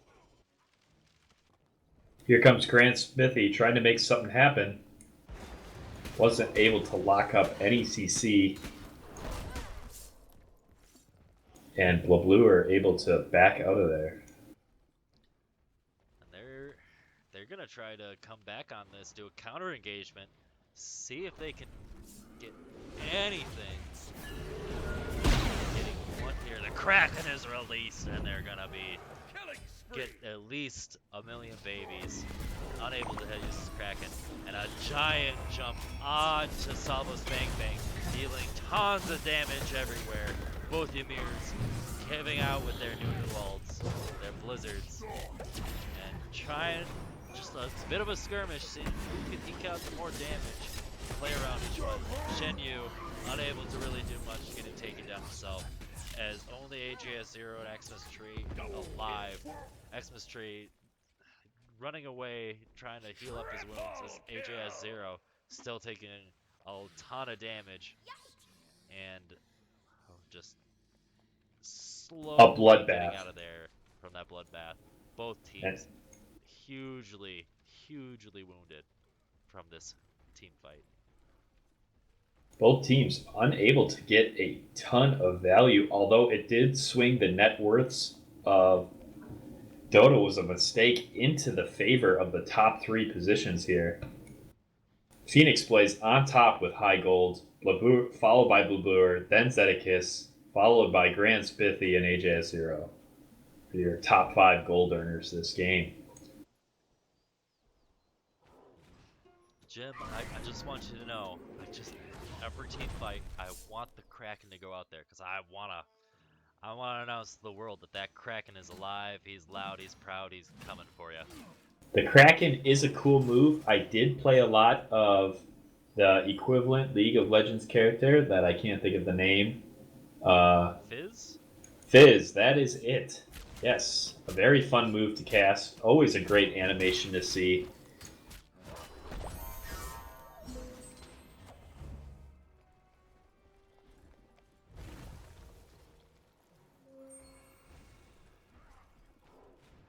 This game is slowly kind of falling out of the grasp of Spankbank as the values just go up and up. Or Dota was a mistake here. Is there a way for me to check the values? Yeah, try pressing. I think it's Graph. press 8. Press 8. There we go. Now we got net worth going. Yeah, that net worth. Wow, that's a lot of net worth on their big heroes. Yes, sir. Let's look at the items that they got going on here. I don't know what these items do, but they got the scythe looking thing that looks real scary. A Bumba's mask, some boots. You know, all these items. All of them. The Bumpus Mask is for jungling. That's supposed to deal a little extra damage to non-player units.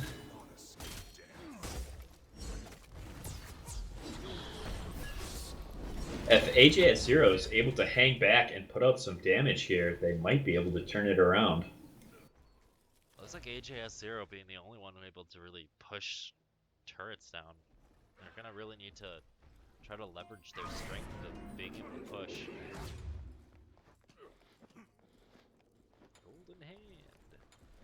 It does seem like Dota was a mistake knows that, and they want to force the team fight where they have the advantage. Let's find out if they can try to get a nice engagement here.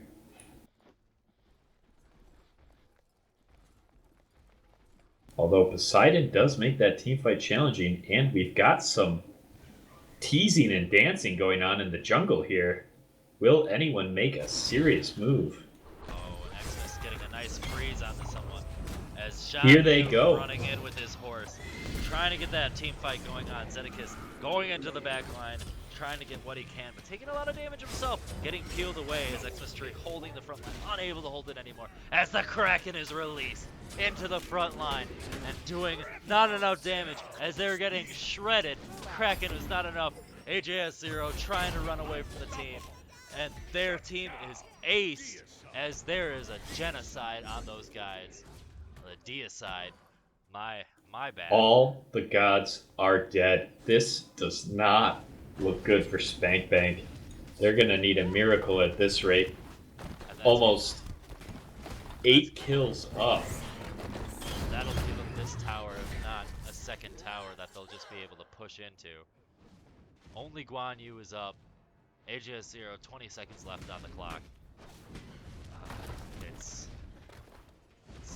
We're 25 minutes into this game, and man, it looks like Dota was a mistake. It's no matter what, they're able to get those team fight victories. So maybe Salvo Spankbank gonna have to find a different strategy, find a different win condition to allow them to get back into this game.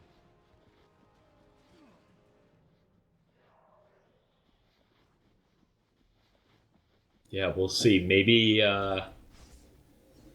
Spankbank will have to play a much more guerrilla-based, hey, let's dip into the jungle, poke at them, Try and separate them. Try and DPS them down. Strategy versus the full-on team fight. Whoever's playing Guan Yu, just go into another lane. Don't worry about it, and just push. That might be a good strategy to get some extra levels. Guan Yu is falling a little behind. He is 3-12 and 8, so not able to be very effective. But he's trying, still trying to eke something out. I think their main objective is to definitely protect AJS0. CF. Xmas Tree can get a decent separate with his wall onto a character, and they can focus that character down, then take the fight 5v4. But that's much easier said than done. And here we go. Fox and Blaze waiting for the ult to pop. Is in on Tree. Tree freezes. Disengages. Meanwhile, the rest of his team getting deleted.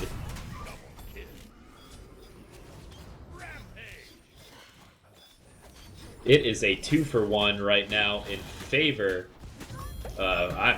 Correction. A 4-for-1 in favor of Dota was a mistake. And another deicide. I don't see how this game can go on for much longer. It's looking more and more like this is the final straw. Although Subble Spank Bank was able to edge out a 1 victory in Awesome Knots, just barely. Probably the best victory they're ever gonna feel, but just as I thought they gave him something, Dota was a mistake is just gonna shove their fist right on back in, not give them an inch. And sometimes an inch is all it takes. Sometimes an inch is all it takes to hit that victory spot. Opting to go for the Fire Giant here. Just that little extra damage buff is gonna basically put these guys over the edge. Grand Spiffy. Yep. Absolutely deleted. Spank Bank in shambles. Guan Yu has to retreat. Zedekis, no fear.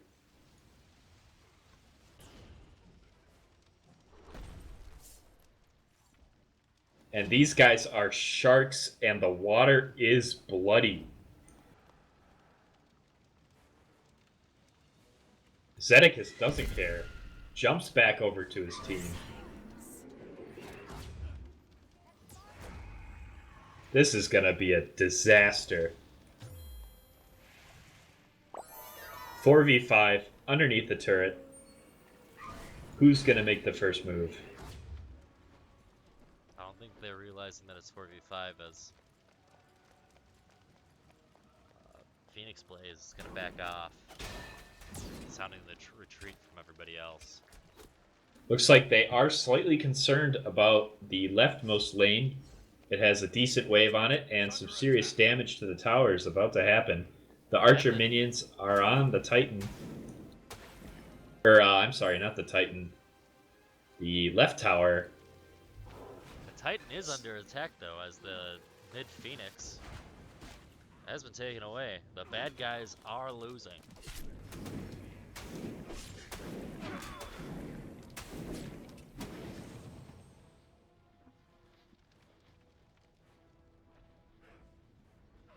Guan Yu slowly leveling up.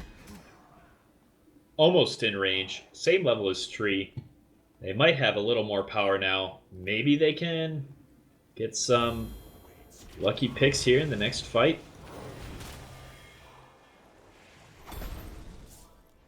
A Tree trying to get a nice ice wall and make sure no one can. Trying to get a pick off here or there, but not able to get anything. That's Poseidon, seeing if he can get any sort of poke damage on there, but gonna be outranged by the Cupid. Cute little Cupid just coming on there, being a little Nick baby. And Valentine's Day is coming up soon here, you know, just a few months away. Yeah, have you? There's a little voice. I don't know if it's a taunt or something, but it's a nice little call out to um, some nice the 80s crack of hair the metal release. here. And this looks like the end here. Big one used, but back on his base. No one was able to really do much. Guan Yu Left. going on a suicide run, making sure that he'll go out in a batch of glory. No one I will think be able they've- to kill him but him on his own terms. I think they've kind of Turned out the lights. have settled into their fate here. Switching over to mid to clear up that Phoenix that's respawned. Gonna take out the left Phoenix. They should be safe to attack the core. And the core is going to go down fast with 4 heroes on it.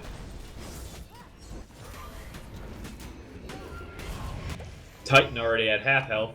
1/3. 1/4. It's down. GG. Dodo was a mistake. Gets the win. Impressive. And living up to their name, they're not going to be playing a game of Dota. Just as they intended, I think. Impressive. So, wow. What a series. That Awesome Knots game was very exciting, but as expected, Smite easily taken by Dodo was a mistake. Crystallize and Phoenix Blaze able to simply carry them to victory. At that point, it felt like there was no contest. No contest whatsoever. Salvo Spank Bank. They're going to be taking second place, though, so they can at least put one victory under their belt. But at the same time, was it really a victory when you can only edge out just one? Yeah. Well, congratulations once again to Dodo was a mistake. The winners of the first and maybe only Baddie MOBA League. We'll find out in a few years if it gets brought back into the rotation. But all around, a great little league. Got everyone to play some new games. A lot of people were pretty good at Smite. Smite was a little bit of a sleeper game, and I think the people who drafted towards the Smite players really, I mean, it showed they took the championship. Yeah, and just the all-around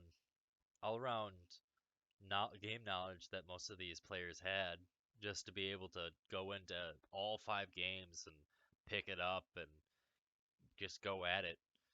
You know, just GG to everybody, and I hope people will start preparing for the next baddie Overwatch League, which is the Overwatch League. Yep, signups are available in Discord. Visit the Swain Esports page for a link. Visit the Baiters Anonymous Facebook page for a link. Hit any one of us up for the link. I wish we had the link for the Discord right now. I'll grab it. We don't. I'm grabbing it right now. We'll be good in a second here. One moment. Here we go. Don't forget